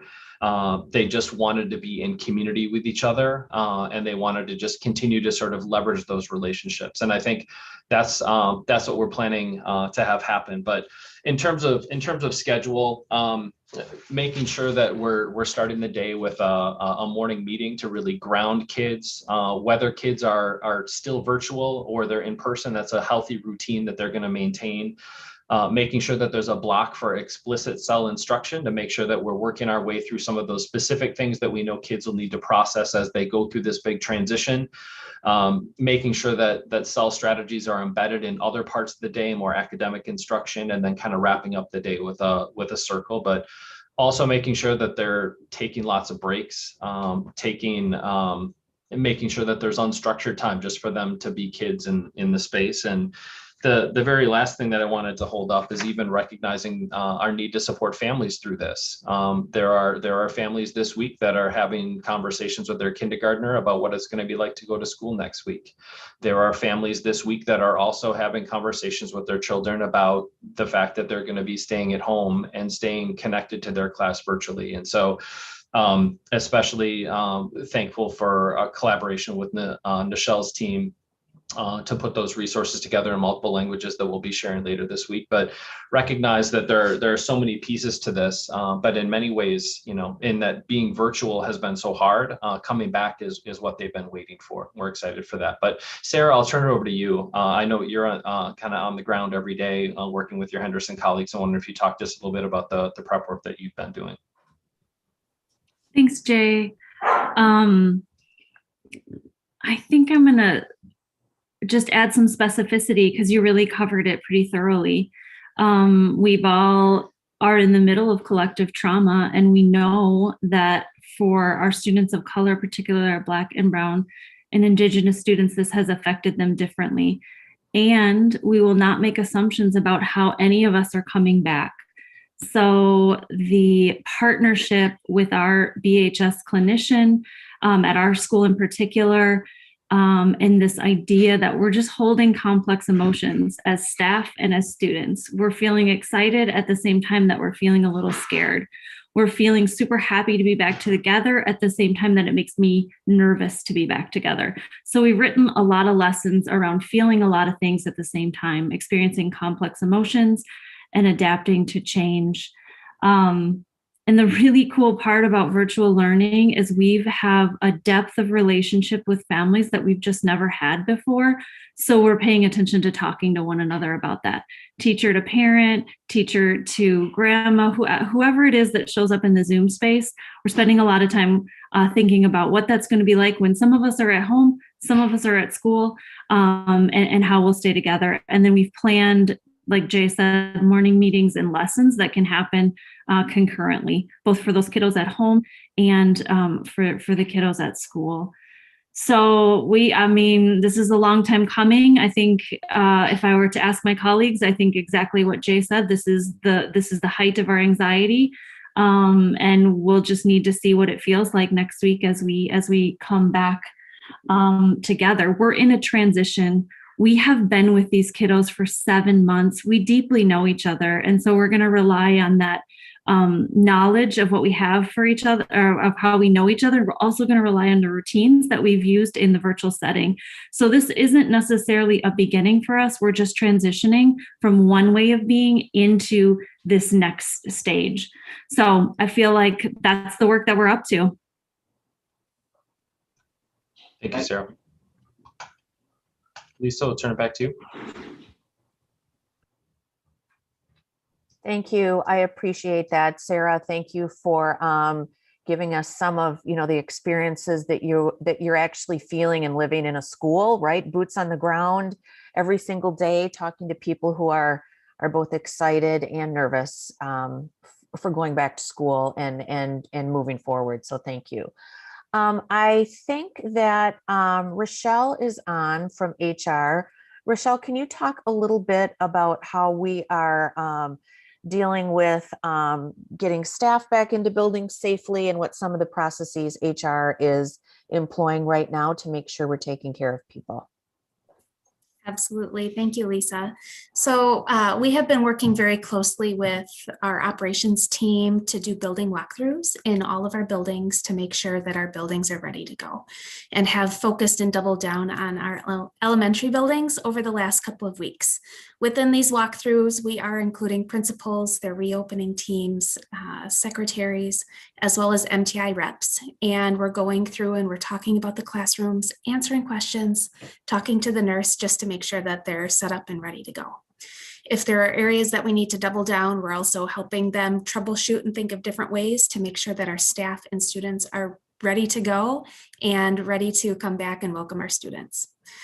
On top of that, we have gotten a lot of questions and just feedback about making sure that our staff are comfortable when they return. And that pivots to providing accommodations and leave of absence support if staff feel uncomfortable or are unable to return at this point. And so we have office hours every morning and every afternoon. We're speaking to folks all day, every day to make sure they understand the building that they're returning to, the classroom that they're returning to, the health and safety protocols that are in place, as well as talking through accommodation and leave requests. To give everyone just an update on where we are at this point, we have received 139 accommodation requests for folks who have a medical condition that puts them at a higher risk for contacting or having severe symptoms of COVID.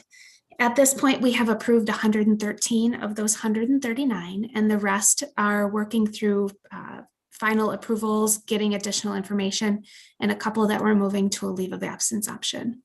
We have received 96 leave requests from February 10th to now and have processed all of those as well. And then on top of that, we are tiering a third tier of accommodation requests for those who may be living with someone who may have higher risks for receiving COVID. And with those, we have received 50 of those accommodations. And to date, we have approved 38 of those, and we're waiting for additional information or offering leave of absences for the rest of those folks. We are taking people under our wings. We do not want to leave anyone hanging. We want to talk to them about their options, and we want to make sure we set everyone up for success. The other piece of the puzzle is we have been getting questions about what happens if I test positive for COVID? What happens if I can't work because I have COVID? We do have many different leave options available, paid leave options for folks in this scenario. We are following the IRS and the federal government's requirements for something called FERCA leave that expired in December, but we are continuing FERCA likely for all of our staff. So if someone does test positive, someone has symptoms and they are getting tested, or they are a close contact, we will ensure they will get 10 days of paid time off so that they don't have to use up any of their PI time. And in the unlikely event that we have to close down a classroom because of a COVID exposure at work, we will ensure that our employees are paid that way as well without having to use any of their own personal time. With that, I think I am done. If there's any questions, I am free to answer those at this point. Thank you. I think now's a good time to pause for Dr. Jenkins and then Nikki. Yeah, I just wanted, Michelle, if you could, the FERPA light leave, because people may miss that piece. Could you go over that again about it expiring and now what we're doing? Absolutely. So FERCA is a law that was passed in 2020. That law expired on December 31st of 2020. And we are continuing it even though there isn't any requirements to do so. And it is called FERCA. And what it allows for is 10 days off, 10 paid days off that the district uses for pay. An employee does not have to use their own personal time. For the instance that a person were to test positive for COVID and they have to quarantine, they have symptoms of COVID and they are unable to work because we want to make sure that they haven't tested positive, so they are getting tested. Or if someone is considered a close contact, they're living with someone who maybe has tested positive, or for other instances are a close contact. With those scenarios, we will make sure that someone receives their 10 days of paid time off. We also are building in a childcare FERCA option that will allow someone to take up to 12 weeks off. They will receive 2/3 of their pay because their child's school or place of care has been closed. We have heard from employees that childcare is hard, so we want to make sure they have access to FERCA leave as well.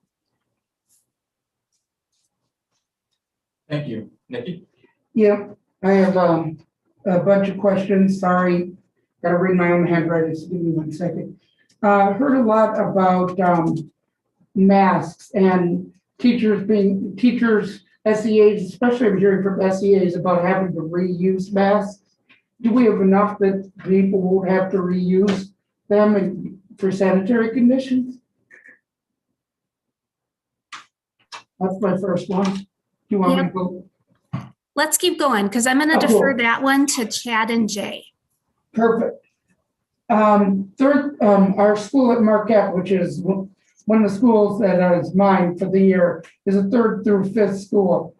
Does the principal decide whether or not they come back or not, because only K through 2 is going and there's no K through 2 in that building?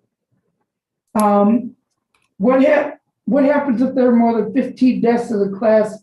Because doing the measurements, you could fit, when I went through and did my school tours, they could get about 15 to 18 desks in a room normally. What at walking distance, let alone 6 feet apart? What happens if you have more than that? Are we still following the 6 feet apart?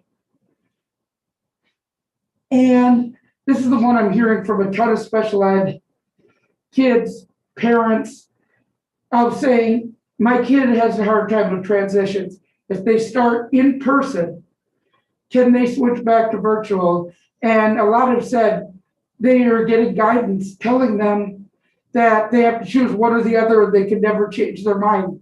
Isn't that an IEP decision? I'm kind of confused by that one. Those are the questions, and then I'll do the comment after this. Carletta, do you want to take a couple of those? I can do some quick hits here, Nikki. Let me see if I can address some of these. So parents have the option of going from in-person to virtual at any time. So if they get in person and they decide this isn't quite working for us, they can switch back to virtual. Parents who want to select going from virtual to in-person, there is a timeline. And I'll go over that timeline really quickly. So when we spoke before, we wanted to be sure that we were given a 3-week window of time. So if we go from when our kindergartners phase in, the app would open again on April 5th, because we wouldn't count that week of spring break. We don't want to open the app when people are on spring break. And the app would stay open until April 12th, 12:01 a.m. to be specific, on April 12th. If families select to change their preference and they go again from virtual to in-person, we need at least a 3-week window of time to be able to switch transportation and address any staffing needs or any classroom needs that we might have due to an increase of numbers of students that are in person. And so the first day of those students receiving instruction then would be May 4th. Okay. I'm sorry, you had another really quick hit one, but I didn't write it down. So I'll let Rochelle and Jay answer the other questions. And then if you repeat that one, I can answer that one as well. Sure. Oh yeah, the number of desks. Number of desks. We can let Jad or Jay chime in. Otherwise, I can just say that we are not looking at number of people or kiddos in a classroom. We are looking at the spacing of the desks.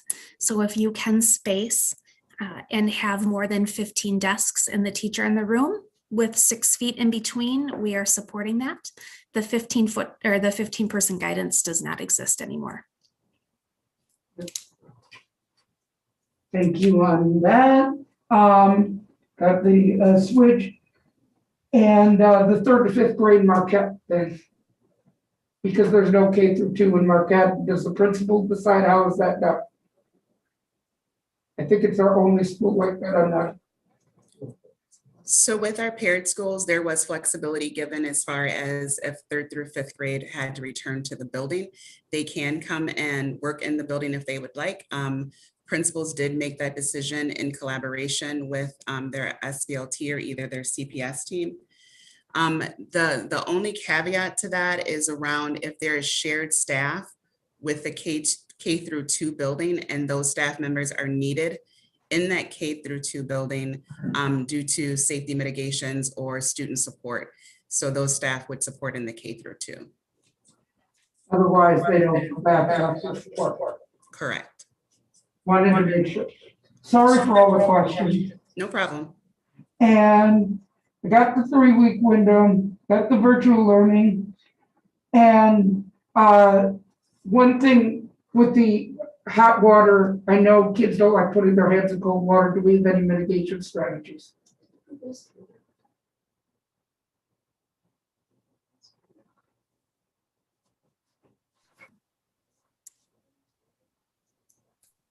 Nikki, I'm sorry, could you ask that question again? This might be a question for our nurse, for Carrie to answer. I know that we can't guarantee hot water, I'm okay. With that, how do we convince students, K through 2, who don't like anything cold, and autistics like me who don't like it either, to put their hands in really cold water to make sure they do the necessary cleanup? Lisa, I can actually take that one. We've got hand sanitizer available in all of our spaces that would be at room temperature, and we're assuming that students are going to default to that and try to establish that routine of hand sanitizing on your way in and hand sanitizing on your way out, which obviously is not exactly the same as washing hands, but that's an effective way of maintaining the hand hygiene as a mitigation strategy. And my last question, because I found the other one, is actually 2. One, on lunch, do you have take your mask off during lunch to eat, or do they eat in shifts? Because it wasn't clear on the plan. It says lunch.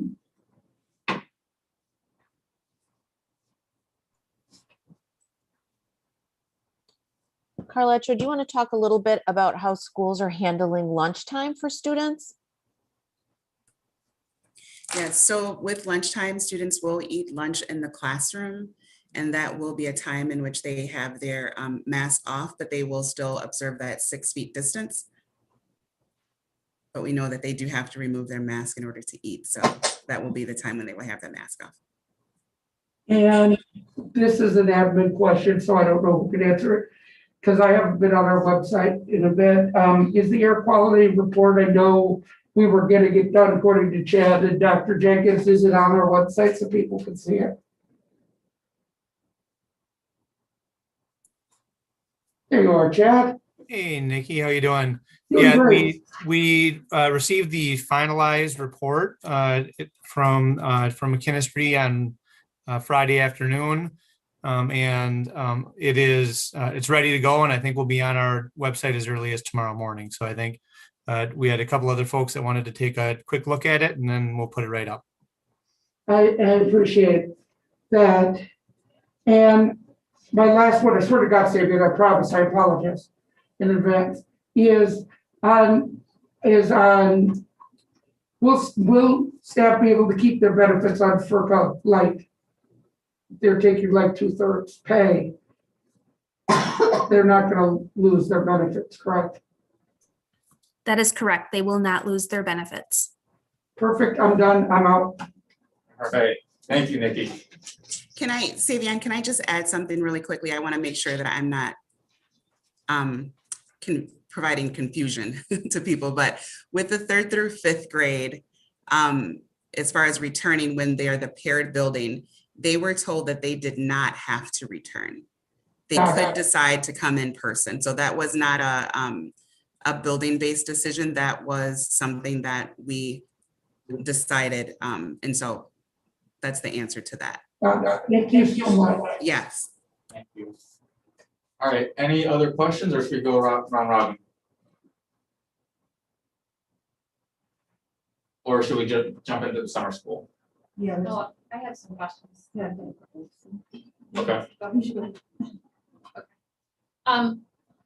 Thank you for the presentation on this, and I really appreciate, Jay, when you were speaking to the need to make sure that we're supporting our staff through the process of returning, we're supporting our families, we're supporting our students, because this is a big change.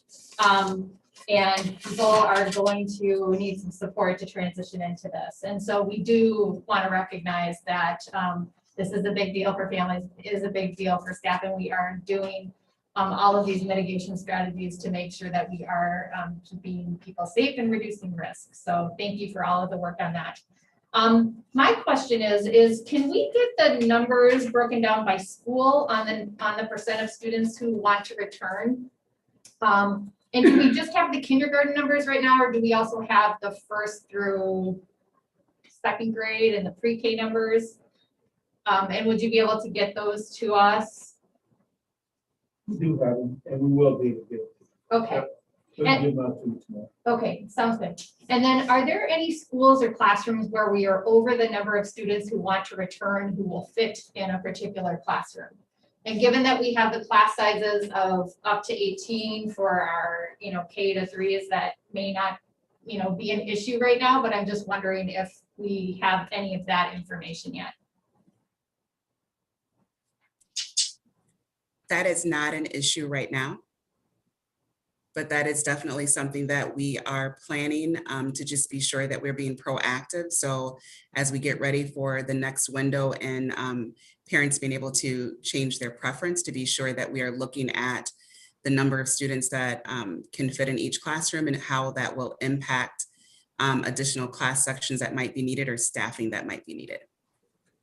I also want to reiterate on that it's in the case where the number of students, if it does happen to go over, the priority is to maintain relationships and look for a bigger space, not to break up the relationship with the current staff and their classmates and their students. So that would be the priority, just to search for a better space so we can make sure we have safety relationships. You're definitely a little bit. Carla, could you wait? I didn't hear that, Savion. I'm not sure. I think someone has to move on. Tremaine. Oh, Savion, Tremaine, and now you all are doing it now for some reason. Carletra was the only one that was speaking without the echo, but all of you all were with the echo. I'm sorry, Tremaine, could you repeat that? Yeah. Am I echoing now? Then It's a little better. Yeah. if everybody mutes, then I should be able to come across. There. All right, thank you. So we were prioritizing to the question about a classroom space, is that in the event that the classroom size was too big, we would focus more on looking for a bigger space. It is not at all efforts not to disrupt any classes as far as changing the relationships or changing the partnership with the current staff. So I think the question was, do we have spaces that are above capacity right now? And Carletra answered no, but also thinking proactively that would be something we would have to shift to, as far as looking for a bigger space in the event that happened, that we are going to prioritize relationships, is the point I was trying to make.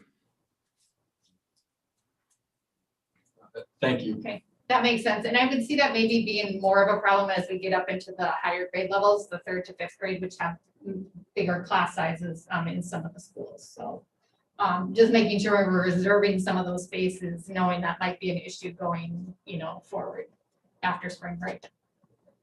My other question is around, our upper elementary, middle school, and high school families are looking for information on the return plans for those grade levels. As other districts have done, when can we provide dates, timelines, and a model for the return of grades 3 to 5, 6 to 8, and 9 to 12?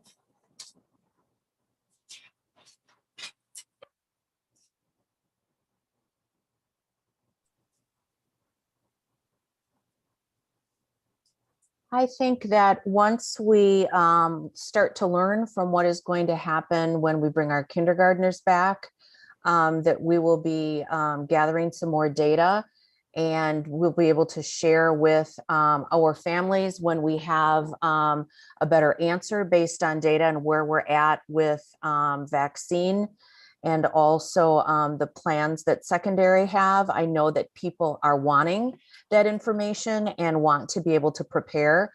We also want to be sure that we are not guessing and that we are providing them information that's actionable. Mike or Marvin, do you want to talk a little bit about where we're at with planning for secondary?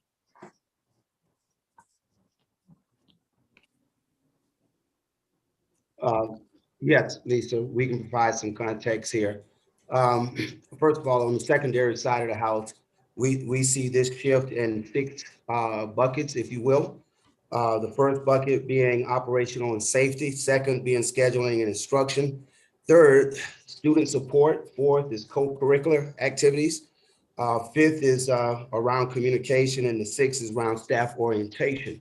The first one, which is operational and safety, is very consistent with the elementary side of the house, and that we, at this point, we're attending, all of our building level leaders as well, are attending weekly ops meetings where we really talk about the shifts and the work that needs to be done at the local school level to ensure a smooth and safe transition back into brick and mortar. They're also involved in school walkthroughs where they're receiving critical feedback in regards to how they're progressing towards having their buildings ready with all the safety protocol measures in place. And so that's pretty consistent, and we'll continue to give you updates as we get closer to the secondary side as far as returning. The second bucket, scheduling and instruction. Again, with that, what we have done, and we've learned a great deal by working collaboratively and watching the elementary side of the house. So we formed our think tanks with our building level leaders. And so we have weekly meetings with them now between middle school and high school principals. And so we talked a lot about our schedule. What schedule would lend itself to leveraging the greatest outcomes in regards to teaching and learning for our students? And so we have landed on a hybrid AABB schedule, which will be rolled out in 2 cohorts of students, cohort A, cohort B.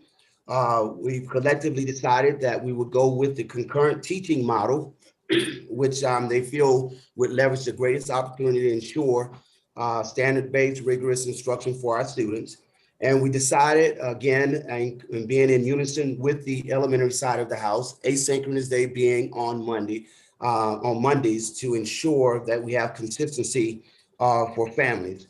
Around instructions, and I know a lot of conversation is around ensuring a safe return for our student learners and our teachers. But we also realize that we have another obligation as well. And that obligation is to teaching and learning. We want to ensure that we're accelerating the learning process for our students, all of our students. So we know that there has to be some shifts around that area. And Mike and I, we have calibrated around this piece with our principals, really trying to reflect how do we accelerate the learning for all of our students. We realize that this will have to be a collaborative effort with our curriculum and instruction department. But we know that there are 3 shifts that really needs to be made, that we need to really make sure that we're coordinated with across the board. And the first thing we need to do is take another look at our standards, ensuring, number one, the standards that have been taught and the standards that remain to be taught, looking at them from the perspective of from anchor standards, really lifting the most important standards that are remaining to ensure that that becomes our focus between now and the end of the school year. As we look at our standards, we know that we will have to look at our scopes to make sure that they're aligned and that they provide ample opportunity for teachers to really engage student learners in the mastering of those standards. And last but not least, we realize that we have to develop an assessment cadence so that we can assess student growth and the level of comprehension in regards to the rigorous instruction that they're engaged in. The next section is around student support. We have intentionally in our schedule that we developed is created a 1-hour block for each cohort, so that block will be really devoted to social emotional support, and that is around academics as well as just student social emotional well-being. And so what does that look like? We realized that there are key levers of support that's going to be associated with that. Counselors, social workers, wraparound service staff, and teachers working as advisors are going to be very critical. The teachers will actually lift what we say distributed leadership and distributed counseling to provide the level of support that students need. For example, we know that our ninth graders have not graced the buildings as of yet. And so we will provide time to conduct orientations through transcript audits so that students can garner a better understanding of transcripts and what is required at the state level for graduation. We would also have time for academic goal settings. This is some of the stuff that we will actually revisit it from what we've done in the beginning of the year, but to recalibrate again. And then talk about credit recovery and summer semester and opportunities for students to make sure that they're on track when they look at their transcripts, making sure that they're earning the credits that they need. As you know, our seniors, when you're talking about social emotional check-in for them, this is a critical time for our seniors, regardless if we were in brick and mortar or in virtual, to make that transition from high school and into what we call the real world and really trying to make decisions around post-secondary options for them. It is critical. It is a heavy load and they're going to need some support in that area. And so during that 1 hour block time that I lifted earlier, we will be intentional about ensuring that we have social emotional check-ins with the students, reviewing transcripts, again, conducting transcript audits, credit recovery, talking about that, and providing post-secondary advisement so that students can critically think about what are their plans and their goals beyond high school. We will talk about summer semester for those students who may have fallen way behind that need to recover credit. And then last but not least, we will have intentional conversations about graduation. At this point, we've been talking to parents, building level leaders. They've been talking to parents. Parents going to be on their graduation planning committee. And if things continue to trend in the direction that they're trending, we hope that we will be able to have an in-person graduation outside. And of course, that would be over multiple days because, again, adhering to all of the social distancing protocol.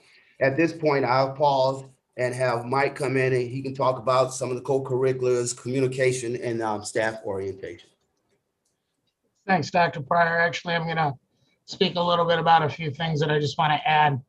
I just want the board to know with the hybrid schedule, two things occurred here. One, we ran the current course lists on current rosters to ensure class sizes so that we were able to identify, and that's where we fell on the AABB. So we looked at the current rosters. Then the principals then worked with the staff to ensure that it was B1. It was one of the options. There were multiple options. The other part on this is, as we went through this, is that we problem solved with our local school districts and specifically interviewing the teachers and the counselors and the principals. We were able to see areas in which one of our questions was, what have you learned when you first opened till you're at right now? And we've been able to use that as we've been doing our planning with both the middle and the high schools. We're extremely happy and excited about that hour block that Dr. Pryor was speaking about with the high schools, but we also with the middle schools are working with the advisory time and then teaming up with both Jay's department, with Cindy's team, so that we can add those social emotional times as the students are returning back in.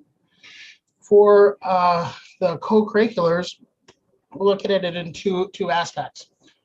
One of the co-curriculars is the athletics, but then we're also talking with Peter Kuzma about the fine arts component. Our plan is tomorrow when we're in our metrics meeting, talking with the medical experts so that we can then begin thinking of how we will roll out the spring sports season, as well as revisiting on how we would look at doing the extended fall season. If we're able to do that, and we're going to be using our medical advisors to look at that. With Peter Kuzma, we'll be working with the schools because we want to also see about opportunities for any of the other activities that our students missed. Dr. Pryor had mentioned this, but I want to revisit it with graduation. Last year, we had a graduation ceremony that I think Chris, her daughter, went through it, It was something special, but we know that our students haven't been in our building yet this year. And so we've put an emphasis on working. Our schools will be reaching out to families and with students so that we can plan. It will look very different and it could last a few days, but to the best of our ability to do some sort of in-person graduation ceremonies, events, whatever word you want to use, but a celebration for our seniors as they finish out this very weird year. And finally on this is, as we're looking through, we're also making sure that we keep an eye on how we're supporting our elementary peers, our elementary schools, as if in fact we might need to use some spaces, how we can pivot and adjust to support our elementary ones, as well as focusing in on our transitional years, our 6th graders, our 8th graders, our freshmen, and a way to be able to support our seniors as they're leaving. Are there any questions for Dr. Pryor or myself? Thank you for all of that information. I appreciate it. I would just say that as we're looking at, the social emotional piece and the student support piece that you were talking about, I think especially at the high school level, that gets intertwined really closely with those co-curriculars. So being able to connect with coaches, being able to connect with the club advisors and things like that who work with those students in small groups is going to be really important for the social emotional piece for the high school students. So as you're doing all this work, I really appreciate it. And I hope we don't have to go in order of all those things. I know they're all happening at once, but I'll look forward to the continuing discussion on those co-curriculars, the athletics, and both the spring and the fall alternate season. Yeah, Chris, I just wanted to put it out there. Thankfully, Jeremy Schlitz was able to put together an advisory group of both 4 student athletes from each school, as well as multiple coaches from each site. We're meeting on Wednesday to begin discussing this because we understand the social emotional supports that are needed here. I have 3 athletes at home and I completely understand that. Thank you.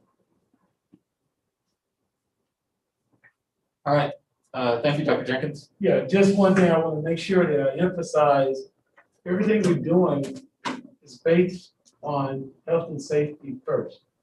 Following public health guidance, our medical advisors guidance. So even though we're looking out, you heard Lisa mention the fact that we're learning from what we've done with not only what we're going to do with our kindergartners, but we've also learned a lot from our MSCR program, our special needs students being back and staff. So, but we want to also be very cautious that we don't move too fast, knowing that there's a second variant out there, knowing that we're also, based on everything from public health and CDC, we're dealing with our earliest young learners first. And then once we get the vaccinations, we can move a little bit faster with the other stuff if the numbers do not go in the opposite direction of having a safe environment. Everything is based on safety for us right now. Everything. For students, for staff, and be responsible to our community. Absolutely, I appreciate that. And yeah, knowing that I'm just so pleased that this week the metrics went down again. Those percent positive numbers are down. The overall per 100,000 numbers were down to 88. So that decline is really important for us. And I think the metrics are pointing us towards that it is safe to do some of these things. So I appreciate all the work that's happening around that. And the vaccinations on the way. Right. We hope for it. They're on the way. Thank you, Chris. Yeah, thanks so much for the presentation. I want to just share some gratitude for the work you did to get us to 98% response rate. That's amazing. That blows my mind that you got to that point. Knocking on doors this weekend, like my heart goes out to you. Thank you so much for reaching out to families who we don't always hear from and making sure everybody got heard. Just a few questions. I'm really, really happy to hear about the accommodations that you're offering staff. And I assume that there will be at least some classrooms where we need to bring in subs because the classroom teacher needs an accommodation where they can't teach in person. Do you have a sense at this point of how many classrooms will be getting a sub instead of their regular teacher? And how are we preparing the children and families in those classrooms for the change?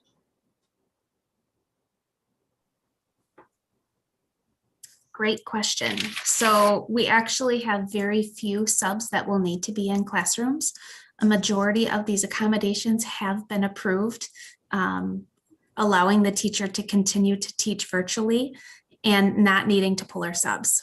We have, though, pivoted, and we are bringing 2 floater subs and offering those positions into all of our buildings to help with short-term needs. So for that teacher that might be zooming into that classroom, that floater sub might need to step in and help a little bit. But we feel fairly comfortable that not many subs will need to fill in for these accommodations at this point. So follow that up. If a teacher does have an accommodation where they're able to continue teaching virtually, does that mean that their class will continue virtually? No, not at all. We still expect to see those kiddos in those classrooms. A perfect accommodation that we might be seeing is that an art teacher may be requesting an accommodation. And we know specials are zooming into classes. And so for that piece, that art teacher would be at home zooming in while the classroom is still in the building. So we have regular classroom teachers who are going to receive accommodations to be virtual, or are they all coming back? The classroom teachers do also have options to teach virtually. For those accommodations, they have been approved as well. And so we are seeing in some of our buildings, our principals are being very creative. They could be co-teaching with another teacher. There might be one classroom across the district that might be virtual, but a majority of these have been approved without needing to change teachers, as well as not needing someone in the classroom to help with any sort of classroom in-person services. For those that do need to have a substitute in place, we are working very closely with their sub-office. The minute that accommodation has been approved is the minute that we are reaching out to help principals find subs for those places. And we should be ready to go by March 2nd, or I'm sorry, March 9th for when kiddos are back in the building. Thanks. Again, I just want to reiterate, I think it's really important that if kids are going to have a sub instead of the regular teacher when they go back, we make sure we prepare them so that there's no surprises when they go back in the building. Their school year is going to be a surprise. Yeah. And Chris, can I just jump in really quick for that? So with schools that are going to be having subs and there is going to be a change, principals have sent out letters and also made calls to families just to let them know so that they're prepped and it's not a surprise when they return to in-person. Fantastic. Thank you. Another question, and this kind of ties into what you just said, Rochelle. With concurrent instruction, everything I've read about that model, it's a pretty heavy lift for teachers. We're asking them to teach in person and at the same time tend to a group of kids who are on Zoom and manage their classroom. And much of the stuff I've read has said that oftentimes teachers need support, both good technology and also sometimes another person in the classroom to help with classroom management to make concurrent instruction work smoothly. What are we doing in MMSD to support teachers to make sure that they're not overwhelmed by the additional stresses of the concurrent instruction model? So thank you for bringing that up tonight. So one of the things that we are doing, and I'm glad that I saw TJ pop on here. So there have been a number of different resources that have been provided to teachers around concurrent instruction. There are videos that have been developed around concurrent instruction. Also, just to lift what Rochelle said, we are really happy that we're going to be able to provide 2 subs for every elementary building. And part of that job as the sorry, I got a feedback there, with the sub will be to support classrooms as we phase in students. And so we're not putting them in as long-term subs in classrooms, but their main position is going to be to support the work that is going to happen in the classroom, specifically around concurrent instruction. TJ and Kaylee, did you want to add anything? Yeah, I just wanted to talk about the technology as part of her question. So one of the things that we've done is we are providing the teachers with certain technology in the classroom. And when we selected the technology, such as the microphones and the camera, we selected those that were easily plug and play for the teachers to make it easy for them. In addition, we provided them with a lot of videos and how-to documents on how to set those classrooms up to make it easier for them. And additionally, it is mindful that the role of the LMTS is also always been to provide that support for our teachers, and they will continue to serve in that role. We also provided to our teachers 3 sample setup of what the classroom can look like to make it easier for them. When we tested this out, we tested out at a school before we just purchased all the equipment. So we have a number of different setouts to make it easy for teachers to be able to decide if they just like, I don't know the best way to set my classroom up. We given them 3 different options for them to be able to do that. Yep, and in partnership with that from the C&I director side of the house, we took all of the scopes and we provided teachers and principals with lesson plans that showed them exactly how the scopes and the guidance and the teaching that comes from C&I would be lived in the concurrent model. So we took each portion of the lesson, we described exactly what the teacher would be doing, and then we described exactly how the students both in face-to-face and virtual would be experiencing that lesson. In addition to that, the C&I directors, members from Jay's department and TJ's team got together last week and trained our instructional coaches from a C&I, technology, and SEL standpoint together. And our instructional coaches were incredibly grateful to see all 3 of those pieces come to life in this professional development situation so that they can also turnkey that and support the teachers in their schools to see all 3 of those come to life as well. I'd also just go ahead, Lisa. Lots of echo there. Sorry, Carletra. I would also just add, I know that our chiefs have been doing some visits to other districts, talking to other teachers, talking to other building principals. And this is new for our teachers, right? There is trepidation. They haven't done it before. We would expect that there would be some worries out there, right? These are teachers that, have committed their life to educating children. And this is something that they have never done before, and they want to do it well. And what we've heard from other districts and other teachers is that that trepidation was present for them too before they went back. But once teachers tried it and got into it and felt supported and had colleagues to talk with, that they got comfortable with it and they felt like they had a sense of efficacy around it. So I think that, we are certainly wanting to, acknowledge the very human reaction to this in the very complex time that we're in, but we are here to support our classroom teachers with whatever they need as they go into this new way of teaching. Carletra, did you have another comment? Yeah, I think at least it covered it as far as like what we've learned from our peers as well. And just also tremendous gratitude for the work that was done at Henderson by bringing in that panel of teachers from another district. They were able to answer a lot of the questions around what were the challenges, but also what were the benefits of concurrent instruction, which when we think about it from a student perspective, if something happens as far as a parent changing their preference and not wanting to be in person and wanting to go back to virtual, they do not have to have an additional transition and switch teachers. They're still able to have that relationship with their peers and with the current teacher that they have. And with that panel that was held at Henderson, they recorded that and we were able to share that those learnings that they had from the other district with other schools as well. Thank you so much for all of that information. I hope as we move forward with the concurrent instruction model that we are intentional about regularly collecting empirical evidence from our teachers about how this is working, and we're able to adjust as we see how things are going. Each of us are really supported their original needs. Absolutely. Also, Chris, if I can just say, I know that earlier you did ask about the numbers specifically for in-person for kindergarten. And Dr. Jenkins is going to be sharing that, but I do have that information. We have that data from the Returning Preference app.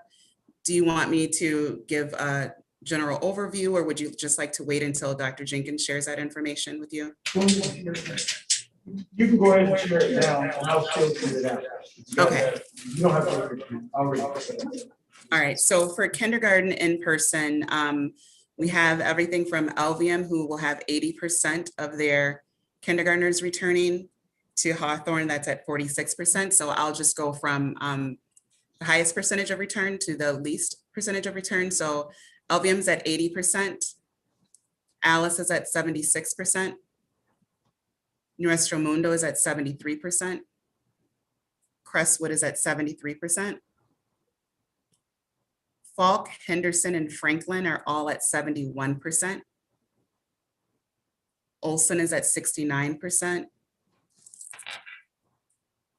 Emerson, Leopold, and Kennedy are all at 68%. I'm sorry, and Lapham as well is at 68%. Thoreau, Mendota, and Schenck are at 67%. Lowell and Chavez are at 65%. Sandberg and Lindbergh are at 64%. Stevens is at 62%.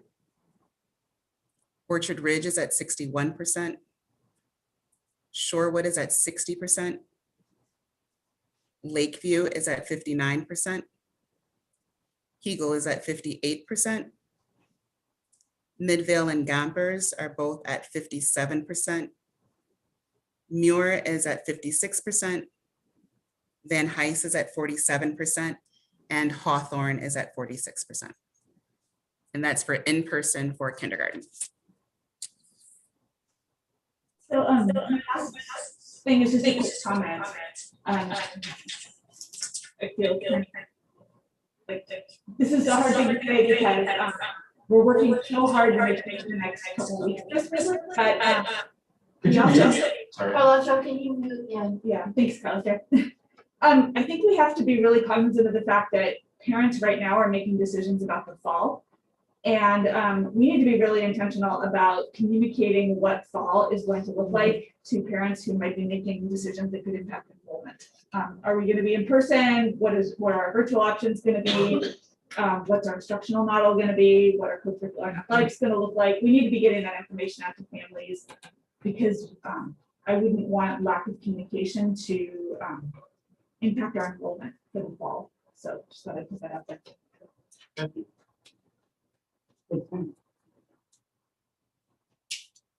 Ali?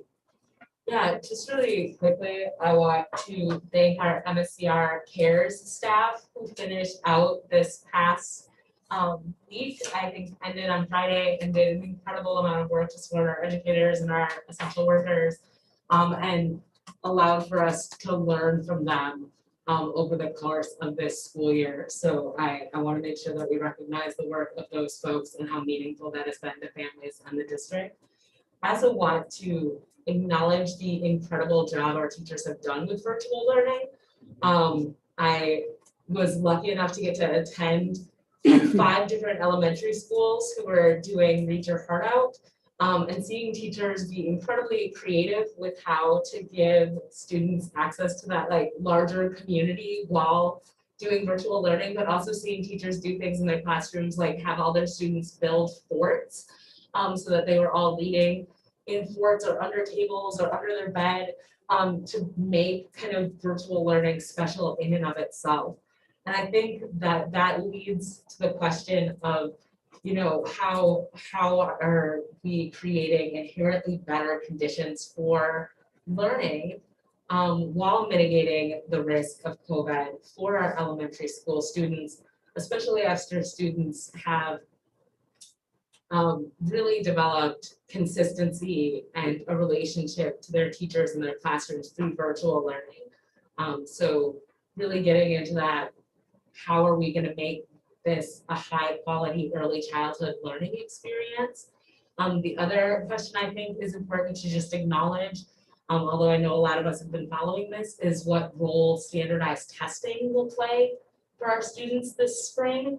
I know there's been a lot of back and forth around that discourse, and I think it's just important to specify what that looks like for MMSD moving forward.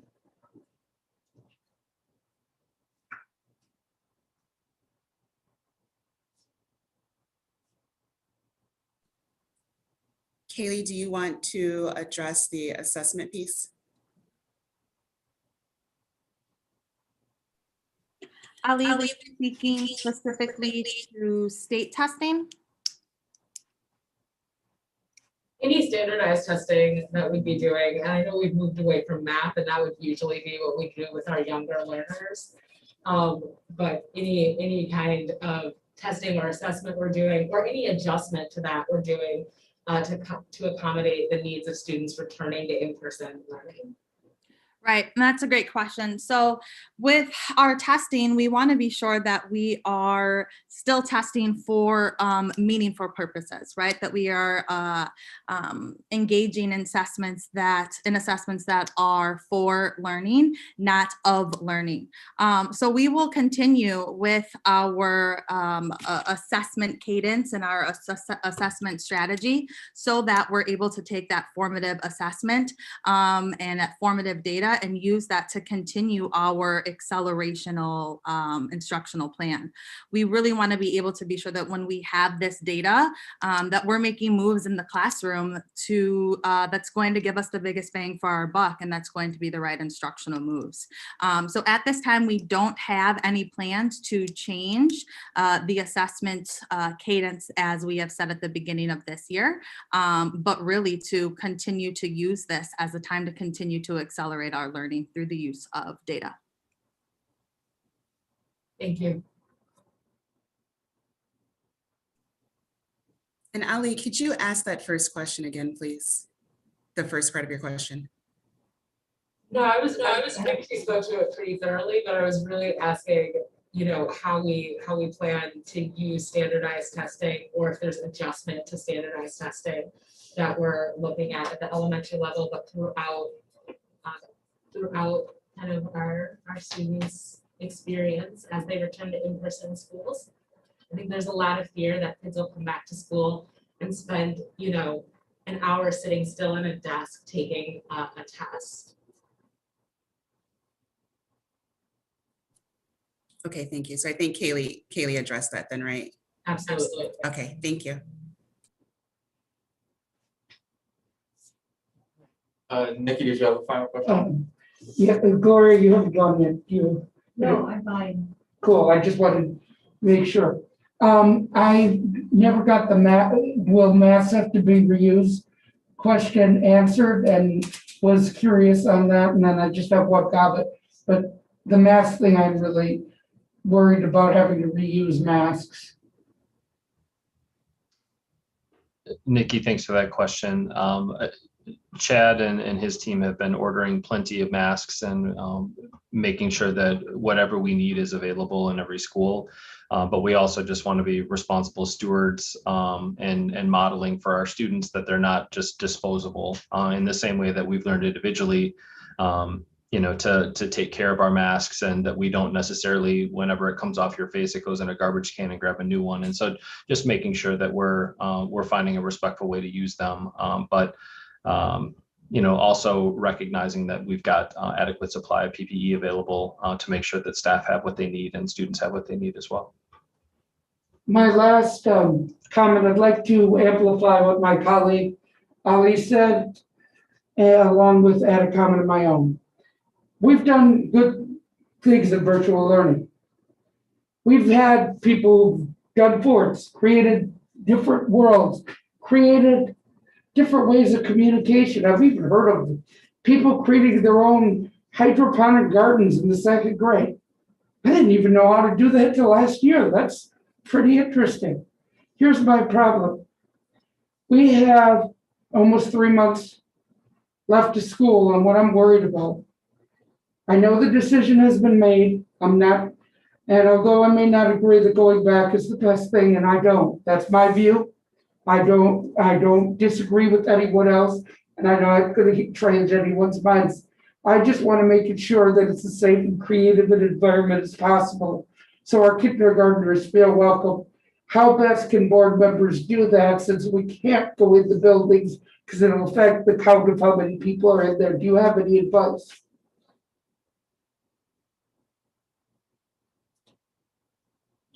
Yeah. Nikki, let me just say, you guys are doing a lot. We have our medical advisory team, in which you've been invited. In fact, we've actually had board members coming to that. the conversations we're continuing to have, we're taking this back with our team when we're meeting. We really do appreciate that. And I also appreciate the fact that you realize going into buildings right now may not be the best thing for you to do. But we continue to have dialogue. We continue to pay attention to the science. And we all have to be very respectful of that because this is a matter of life and death. And we want to make sure that our students are safe, our staff is safe, and we're being responsible to our community. So I just encourage you, the conversations we're having, when you have questions, when we're getting questions, we're trying to answer them. I put what we're doing right now up against what anyone's doing. As I'm learning as well from my colleagues, they're learning from us. We're doing everything we can to make sure those mitigation strategies are in place, that we're doing everything that we can with our buildings. Continue to participate in these conversations. This is serious. I do think we have learned a lot from our MSCR programming, from our staff we've had back in place. But you guys are making a difference. The community, this is a community-wide effort. And so it's different, but it's happening, and I'm very proud of what we're doing right now. So thank you for continuing to raise the questions, and we just get better as we move forward. And I meant that with all due respect, because I truly don't know, so if they came out a little too blunt, I apologize in advance. No, you were perfectly fine. We're all moving together in this. After 30+ years in education, this is my first year. And that's what I think we all feel. This is a new space, but I also want to lift something that Jay said about not only just our students and our staff, but also our families. This transition, families are having a tough time, whether they choose to send their children back or they continue to have them virtual. The social, emotional, mental health, well-being is serious as well for all of us. So yes, you're doing fine. And your questions, everyone's questions need to do. And Yeah, go ahead, Gloria. Yeah, thank you, Sadie. I just want to respond to Nikki because I think I respect Nikki in expressing her concerns. I think we all have those concerns, right? I think that when we think about where we were last year at this very time, and making a decision to close schools was a very difficult decision. And we were very uncertain. And so I think that we are, and like Dr. Jenkins says, in uncharted territory. We were here last year at this time, and we made it through, right? It wasn't perfect, but we realized that these were life and death situations. We made mistakes along the way. We learned a lot along the way. And I see us in this very same space, but in our discussion and going back. And I'm confident in listening to our public health experts, the CDC guidelines, and our staff here today in the work that they have done, and Dr. Jenkins. I'm confident that we are moving in the right direction. Now, will it be perfect? No way. We will make mistakes along the way, and we will learn from them. But I think this is the time. And we may find ourselves different in the next couple months, because this is not, this is not where we want to be, right? This pandemic has impacted so many of us in many different ways. But I think it is time, with the numbers right now, with the preparation that we've made. I think this is the time to go back. And I support this if we did not have a virtual option. With the virtual option and being able to have that for families is really ideal for us right now. And so, but thank you, Nikki, for bringing that up. I think it is a valid concern. We're hearing that voice in our community and that concern. And I think we have to really listen to that as we move forward. We'll get through this. We have to get through this as a community. We have been through some rough times as a board. But I'm confident that this board and our superintendent and our staff are moving forward in the right direction. I appreciate that. Thank you, Gloria. Yeah, this is a complicated conversation. We've had students and families have better experiences, more autonomy over their education, but we've had students and families with no access to internet who have gone, the whole year having trouble accessing school. And there are a lot of things to consider. I think Dr. Jenkins and our team have really led following the science and, looking at what the CDC is saying, what public health is putting out there. I think we all need to advocate for more vaccines as soon as possible. But yeah, so we have our summer school conversation coming up right now. So I don't know if we want to start that. Oh, I'm sorry, Ananda. I'm sorry. Oh, and one last, I remember a few weeks ago, Dr. Jenkins said, if we don't have any suspensions in virtual, why in brick and mortar? So I'm looking forward to see how we change things up once we get back in there. That's good. Yeah, thank you everyone for the questions and for the good conversation. I think for me, what has been challenging is that maybe because I'm not a medical professional, and it's hard for me sometimes to retain large sums of data. We meet and then I hear the presentation from our staff, or we get the emails from you, Dr. Jenkins, and then the week goes by and then there's different news about different things, and then we hear different teachers' experiences, different families' experiences, and that it feels complicated at times to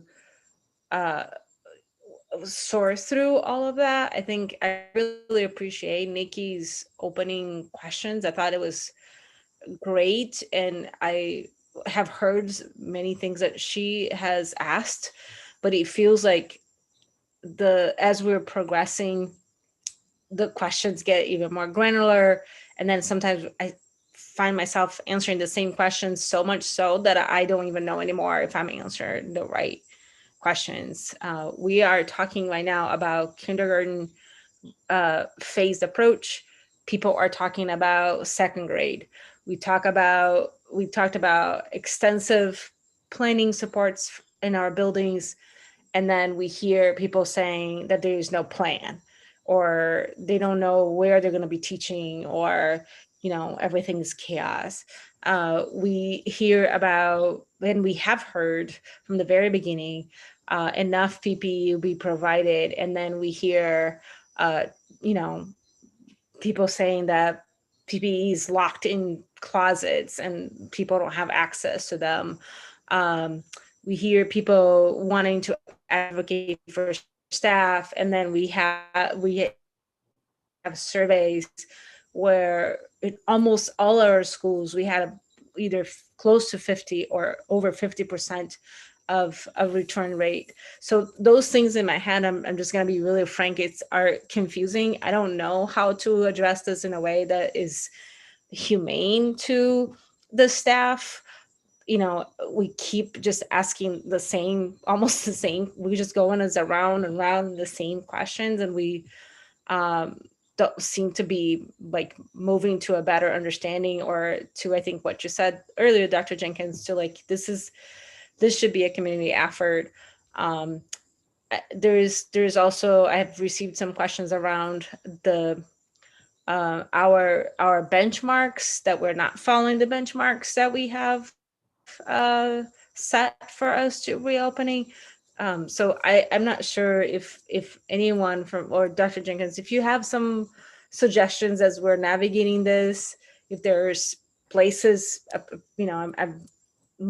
course I look at the MSD website for reopening, if there's other ways in which we can do this where it's not constantly passing this burden on to you and your staff around granular questions or repeating questions or whatnot.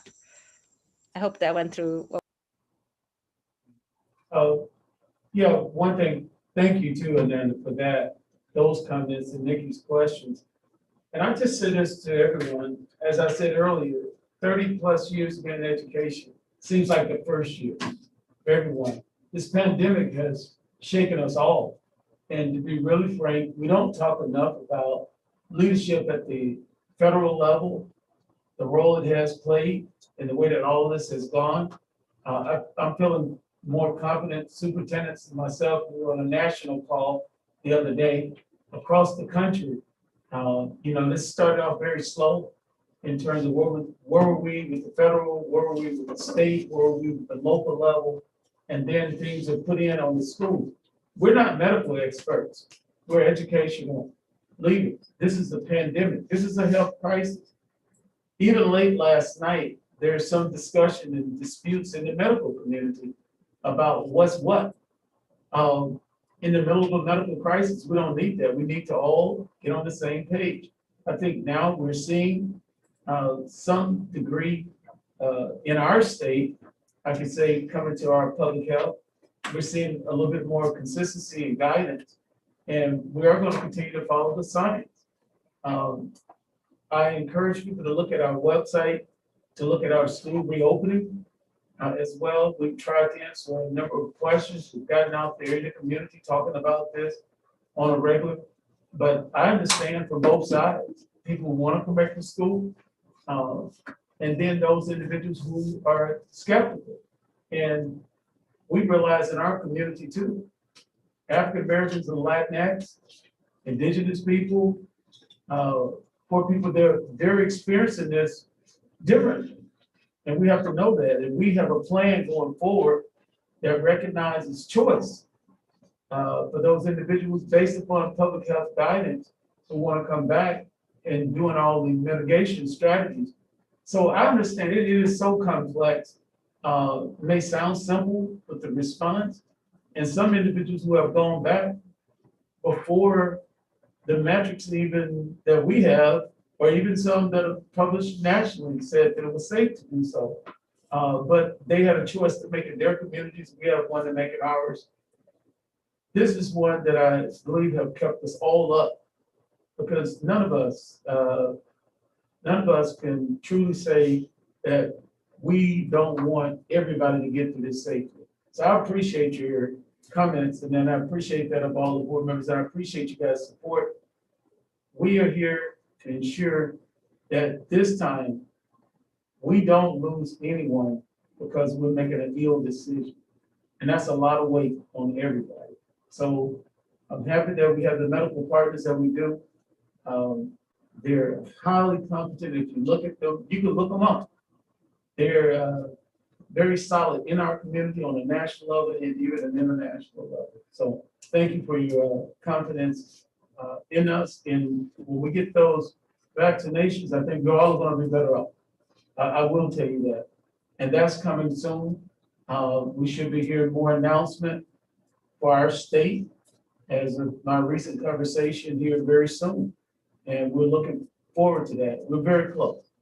But we also are very close or at a point where people socially, emotionally, things must happen for some people right now. So it's a delicate balance we're walking right now. Really. Thank you. And if I offended any questions, I was raised that if you care about something, the utmost respect is to ask the speaker questions because it shows the respect for their expertise. And I'm sorry if I respect Nanda greatly and her comments greatly. So I want her to make sure that none of that was meant as an insult. It was meant as I appreciate you for your work. Thank you, Nikki. Well, with that, let's move on to the final agenda item for this meeting, summer school. Thank you, Lisa. Thank you, Savion. We have Nicole Schaefer here, also Janet Dyer, and a colleague of hers to talk a little bit about the very important work that these folks have been doing to prepare for summer semester and both academic and social and emotional support to students. And I just want to say, I am so happy and just so honored to have both of these people here leading their departments together, talking with you about how collaborative they've been, how they have kept students at the center, and how they are providing experiences for students who need them the most this summer. So Nicole, I'm going to turn it over to you. Great, thank you, Lisa. Welcome, everyone. So what I would like to do, or what we are excited to share with you, is really initial information about our 2021 summer programming. We know, as we've talked about extensively tonight, about schools and how, or students and how they've experienced life and school very differently this year. We know that the complex task of fostering student development requires support for overall well-being in a coordinated way. So our presentation is all about supporting the whole child, programming that is student-centered, robust, and offers great learning experiences for our kids. So first, I'll provide an overview of summer semester, followed by Janet Dyer, Executive Director of MSCR, who will share out about MSCR programming and how our programs connect for students in the summer.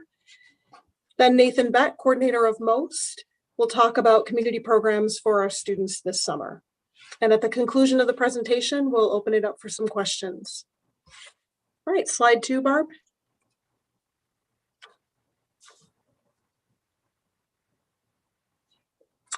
All right, so summer semester, we are intentionally creating another semester of school to occur in the summer, or a continuation of learning, a time for students to accelerate their learning, have fun, and get on track for graduation to become college, career, and community ready. In addition to academic support, summer semester will provide services including school meal programs and facilitate access to social, physical, and emotional health support. Many students are either missing or have had interruptions this past year due to school building closures and varied virtual learning experiences. This signals the need for high quality instruction with strong support for our students who need it the most beyond the regular school year. In the next few slides, I'll provide an overview of how we will maximize learning opportunities and experiences that engage, challenge, and support our learners. Positive, trusting relationships that foster safe and healthy learning environments and personalized opportunities lead to next grade level re-engagement and post-secondary success. Our strategy will allow for continuity of instruction, re-engagement after disruption in learning, and we look forward to our students continuing their learning with us throughout the summer, either in person or virtually. All right, next slide. We'll begin with high school programming and then walk ourselves backwards. The high school program is 6 weeks, 4 days a week, Monday through Thursday, and is to really help students meet their academic goals. Counselors and support staff are staffed at each high school, ensuring credit completion and supporting the social emotional needs of our students. Courses will be offered virtually for students attending all MMSD high schools. Last summer, we were virtual only, which was successful for many because it allowed students to take multiple courses and have a flexible schedule that accommodated work and other commitments. One example, the ESL literacy skills course last summer met virtually and created a friendship club. As a result of the class that met on, as a result of that class, they also met on Fridays to socialize and connect virtually for the remainder of the summer. We also learned last year that virtual isn't for all. Therefore, we are planning for one East Side and one West Side in-person site with limited course options designed to safely serve students to meet critical intervention and instructional needs. Next slide.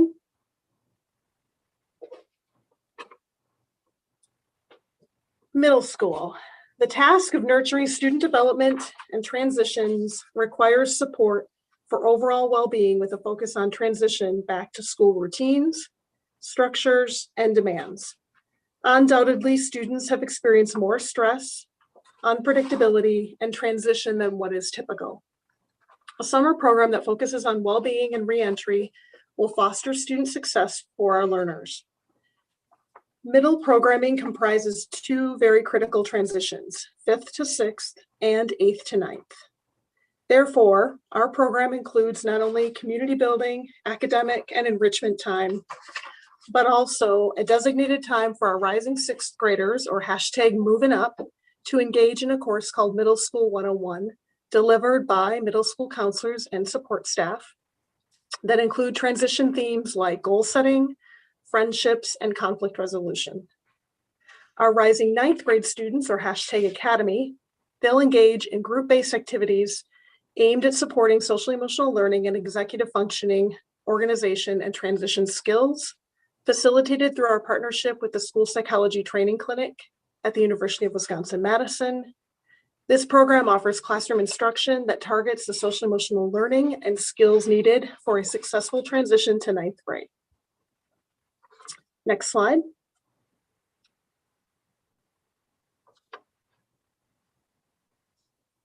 Elementary. Students at elementary will have 6 weeks of robust programming from 8 to noon that includes community building, academic time, and the opportunity to participate in fine arts and movement activities. Learning will be delivered by high-quality staff so that students can do their best learning. And as you all know, we have a very targeted approach for incorporating the science of learning, or science of reading, in the upcoming years. As part of this strategy, it'll be important for educators to grow in their knowledge and skills in the science of reading. Therefore, it'll be important to have 2 sites where instructional coaches and other teachers who aren't teaching summer semester can apply their letters learning in a bridge to practice model. We are looking forward to this great opportunity and to continue learning for both staff and students. All right, slide 6, or next slide. So you're probably wondering, well, what does this really look like for kids K through 8? So given what we know now, here is a sample schedule for an elementary and middle school student this summer.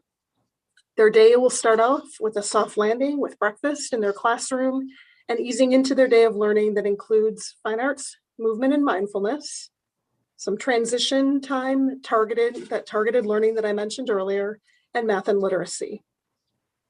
Then lunch is served and we close out the morning for students who enroll in their half-day program, and/or we support the transition with MSCR for those students who've enrolled in a full-day program. We are currently working with MSCR to provide a connected and coordinated program and will continue to do so during summer with ongoing planning meetings with MSCR coordinators and summer site staff. MSCR is a critical partner in summer programming and offers a variety of enrichment and recreation activities for our students. Now I'm going to pass it on to Janet Dyer, the Executive Director of MSCR. And we can go to the next slide. Thank you, Nicole. Good evening, everyone. So MSCR's goal with our summer semester wraparound programs, SHREC and Youth Resource Centers, is to provide a safe and active and enriching environment for those students enrolled in summer semesters in the afternoon. And just like with summer school, our programs are 6 weeks, half-day programs for 4K through 8th grade students enrolled in the summer semester. So what is SHREC? Summer Recreation and Enrichment Activities, pronounced Shrek like the ogre, but there are some thoughts about changing that name. SHREC is a 6-week after summer school wraparound enrichment program that provides students with positive student engagement, recreation, outdoor play, and meals in an inclusive and enriching and safe environment. Who does SHREC serve? SHREC is open to all 4K through 4th grade students enrolled in summer semester. In a typical year, we serve 2,000 to 2,500 students in summer school, depending on the number of sites or in SHREC. And typically 70 to 80% of those students that enroll in summer school participate in the afternoon program. So what happens at SHREC? There are weekly themes that we build on morning summer school curriculum. Activities include STEM, outdoor exploration, arts and culture, cooperative games, team building, health and wellness, general recreation. We also have reading groups and weekly field trips. So in terms of who works at Shrek, the MSCR elementary team oversees the Shrek program. And our elementary site directors, those leaders who have been leading CARES programs throughout this school year and last summer, are excited about getting back to the Shrek program and as opposed to childcare. So they're excited about this opportunity. And they're the overall leadership for those programs. I think Nicole refers to them as the afternoon principals. And then we'll also have 400 to 450 MSCR seasonal staff, many of whom have also been working in CARES that will be working with students in those programs. We also have a afternoon wraparound program for middle school students called Youth Resource Centers. And a youth resource center is basically Shrek for 5th through 8th grade students, or for those middle school students that are in person in the summer semester programming. Our focus is a little bit different with our middle school students. We focus on recreation, of course, but also social and emotional learning and community building for students that are enrolled in those summer school programs. Again, the number of sites that we have the youth resource centers at are based on the number of middle school, summer school sites. This year, I think there's a plan right now for 4, but it could be as many as 6, and we would serve between 500 and 700 students. And some of the activities kind of are set up like mini courses where students get to pick activities in an area of most interest to them. And once again, the MSCR secondary team oversees the youth resource centers with 80 to 100 seasonal staff working in those programs. I do have one more slide, Barbara, if you don't mind. So I just wanted to spend a little time telling you about what we do with our community programs. A good half of our staff will be working in Shrek and YRC programs, but we are also do a great deal of community program, and I just wanted to share a little bit about that. So we have a number of both general and special interest camps with focus areas such as childcare, arts, enrichment, outdoor adventure, STEM, gardening, and sports. And we're excited that right now we're planning to do camp programs in 20 to 25 sites, both in our schools and in parks and other community locations, serving about 3,000 young people. In addition to those camps, we have a number of arts and enrichment offerings, classes for young people from 18 months to through middle school, dance, music, pottery, enrichment. And of course, our art cart program will be out and about, dropping off art kits and doing art in person, hopefully this summer, in a number of parks throughout the city. We serve about 1,600 students in our arts and enrichment programs. And while most of those will be in person this summer, we are definitely maintaining a number of virtual programs that proved to be very successful throughout the pandemic. Another area of program is our outdoor recreation, environmental education programming, things like nature programs, paddling, orienteering, and team building. And we serve another 1,600 or so youth in those programs. In sports and fitness, we have a number of instructional programs, lessons, and leagues in soccer, tennis, basketball, volleyball, a number of sports, as well as fitness and dance. And we have a capacity to serve 2,300 students in those programs or participants. We also have a pretty extensive swimming program and are very excited to at least be in 2 of our pools this summer. Typically, we are in all 5 of MMSD pools, providing swimming lessons and group swim for kids who don't necessarily have the means to sign up and pay a fee and have transportation to get them the swim lessons, we make sure that we make them available to everyone in collaboration with a number of our community partners. So our swimming, our aquatics specialists are really excited. They've both been working in CARES all school year, and so they're excited to get back to doing what they do best and in their regular jobs, running aquatic programs. And Nikki, as you mentioned earlier about driver's education, and Kelly indicated that MSCR does do driver's education, and that starts in the summer and with classroom instruction. And we serve 120 high school students in collaboration with Dane County to help those students to obtain their driver's license. As many of you know, or as all of you know, we have 2 challenge courses in that MSCR oversees. A brand new one in the school forest that was just built last spring and hasn't gotten much use at all. And we plan to bring a lot of teens out to the school forest and to the Kennedy Challenge course to participate in team building and other activities there. And the last thing I just want to mention is that in all of those programs, as well as in our summer semester wraparound programs, MSCR provides support for over 900 students with our inclusion services, which might mean lower staff to student ratios, it's equipment, it's supplies, it's whatever those students need in order to be successful in our programs.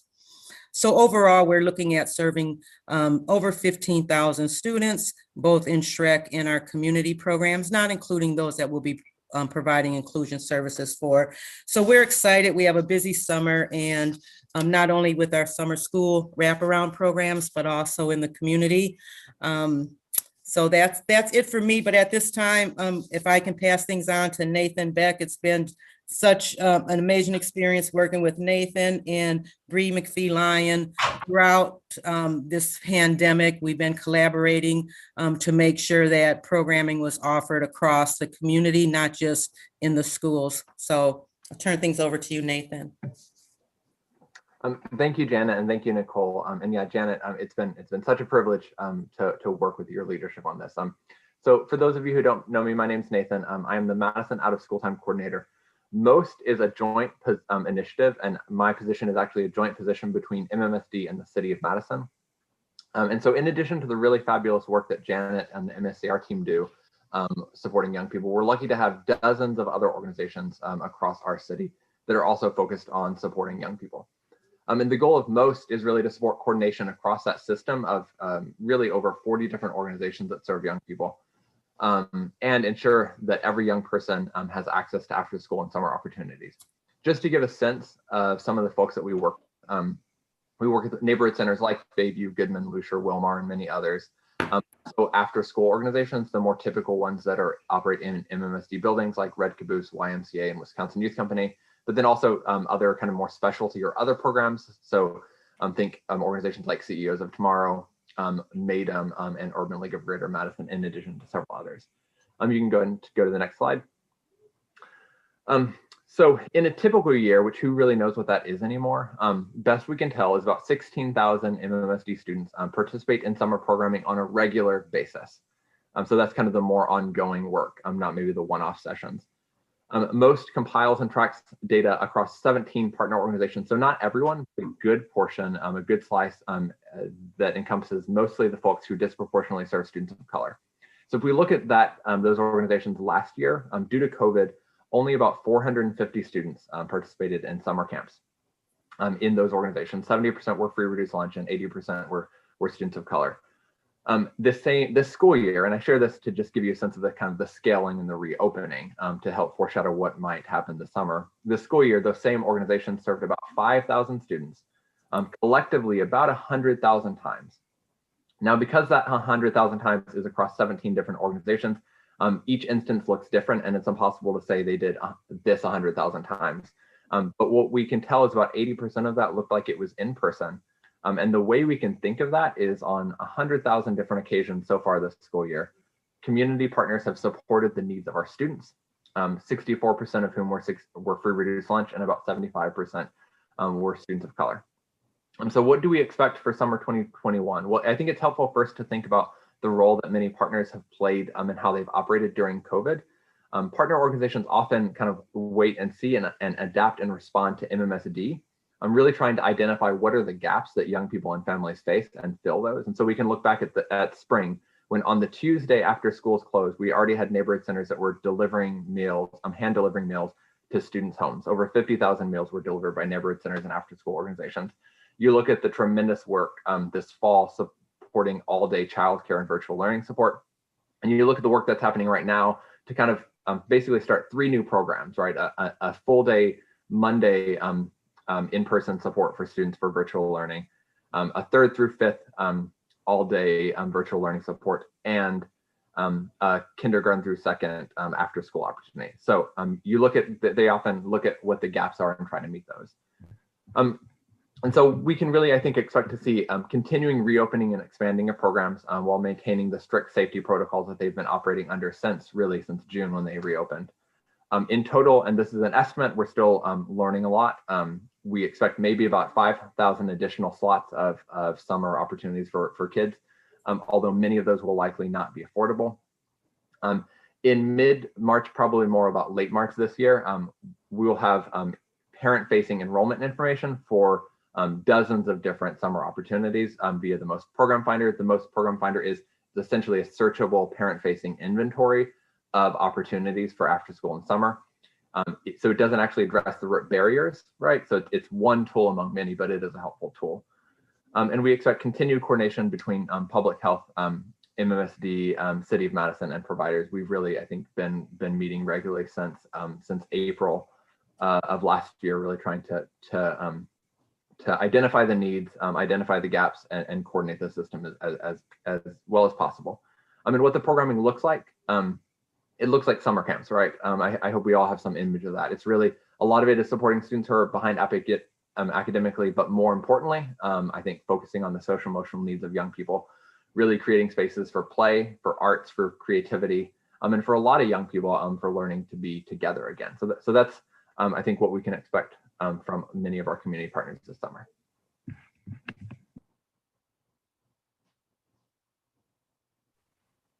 Thanks, Nathan and Janet. At this time, we'll open it up for some questions. Thank you. Round robin, anyone have any questions off the bat? Chris? So I asked this question last time we talked about summer school, but I'm going to bring it up again. And I continue to be concerned particularly about kids making the transition from 8th grade to 9th grade who either haven't been able to engage in virtual learning or who are not passing. Being behind in science and social studies when they get to 9th grade. Being behind is a really good way for kids to disengage and stop trying to participate in school fully, and we don't want that to happen when kids get to 9th grade. If we're not going to be including science and social studies in our summer semester for our rising 9th graders, are we going to be offering sections of US 9 that cover all of US history and not just post-Reconstruction? And are we going to be offering sections of 9th grade science that help accelerate learning in similar ways? So I can at least speak to the summer, and that we definitely have some programming lined up at this point in time for some interdisciplinary literacy. So looking at different subjects through that, reading lens, and building off of that, as well as the math tools that kids are going to need, and really looking at 9th grade readiness. In terms of where they're headed for high school, I don't know as much in terms of what they'll be offering next year, but that's certainly something that we could potentially look at. Yeah, I would love to get an answer to that. I'm really concerned that we're going to be throwing kids in US 9, which begins with Reconstruction, and they won't have had the history up to Reconstruction because they couldn't engage virtually or didn't engage virtually, and that's going to be really difficult.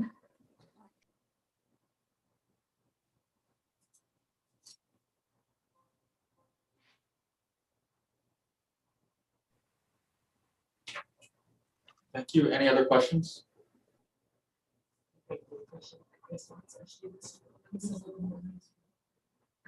Yeah, the anti-voluntary, very important. All right, Chris Gomez. Yeah, I just wanted to thank you for the presentation, and I just wanted to say thank you for the high school option that you're creating on both the east side and west side for that in-person for students who really need that in-person support. I appreciate hearing that that's going to happen in addition to the virtual. My question is sort of a large scale one, knowing how important summer programming is for students, both the summer school we're providing, the MSCR, and in the Madison out of school time, all those partners who provide summer programming.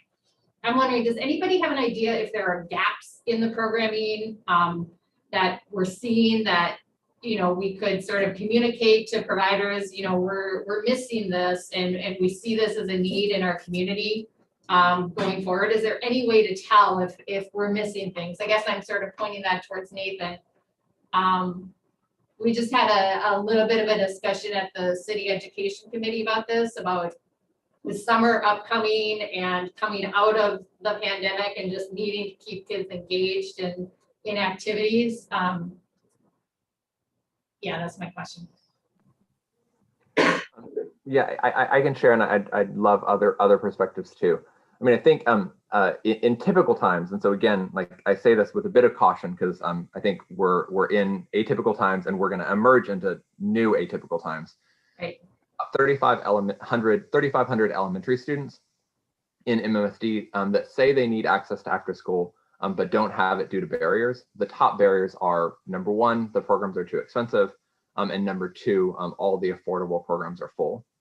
And so those are, I think, a lot of the gaps that we spend a lot of time focusing on is really even just, I think, getting in the door, because 3,500 elementary students and their families that need access after school is pretty significant, and it's a pretty significant scale. So I think that's what we think a lot about.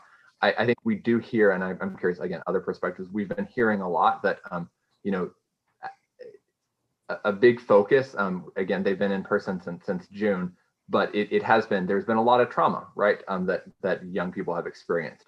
And really, I think trying to figure out how to support students, how to support the social emotional learning needs of them, support them as whole students has been one of, I think, the main issues, but I'm curious other perspectives as well.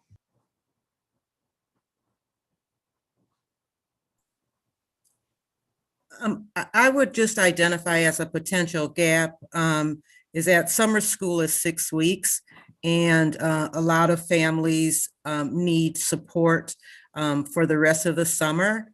And in the past, most of MSCR camp programs were enrolled on a weekly basis.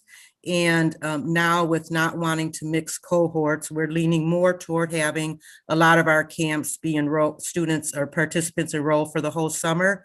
So I see that there may be a gap for programming in August, and we're looking at ways that we might be able to do some short-term camps for those 3 or 4 weeks in August. And I think that might be a gap that other community providers may be able to support. I'd also add to what Janet and Nathan mentioned, and Bree is on tonight too. You know, we coordinate, or Bree does a really nice job with Nathan to coordinate a meeting coming up with community programs where we share out what our initial thinking and plans are. And that will also be an opportunity, I think, to help identify some of the gaps and then talk about that as a larger organization. I don't know, Bree, if you have additional thoughts on that. Good evening, everyone. Thank you, Nathan, Janet, and Nicole for all that. I just reiterating everything that has been said. I think that we've had the opportunity to really work closely with our community partners since the closing in March. And then, as Nathan mentioned, we've been meeting with them monthly, if not more frequently. So I think that this conversation is very timely. And I think that programming and planning for the summer is imminent. And so this is one of the discussions where we can work together to start to identify, so what are the gaps? What can we do to address them? How can we continue to collaborate and work together? So just to second what's been said, and also the timing couldn't be better to really discuss opportunities and ways we can find additional supports. Sounds great, thank you. Thank you. Any other questions? Savion, I would like to take a minute to attempt to address the question that Chris brought up about students and making sure that they are meeting the standards and getting the knowledge they need in some of the core coursework.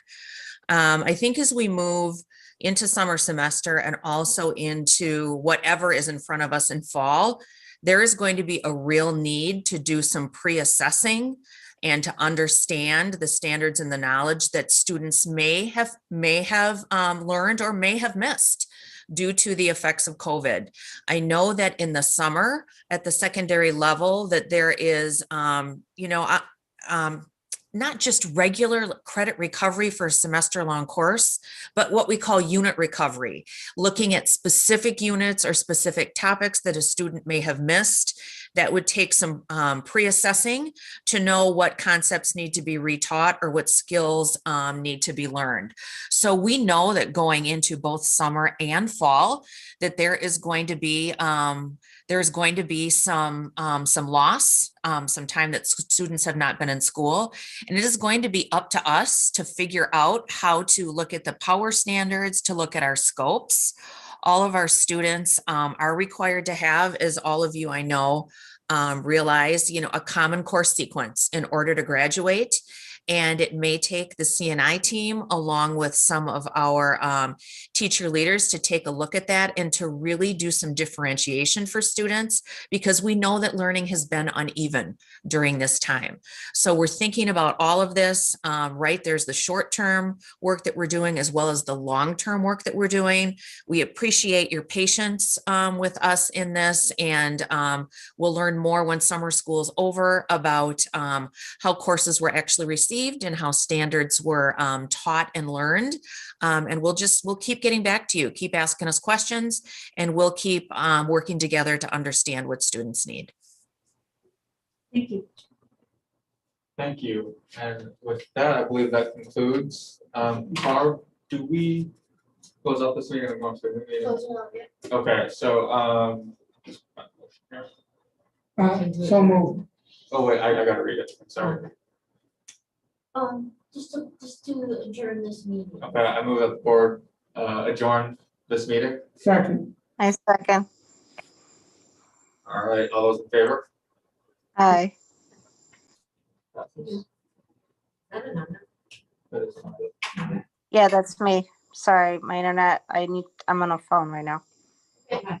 We're gonna open up another meeting after this. Okay, Okay? The closed session is separate. got it. We are adjourned. So we are adjourned, so then. Then we start in close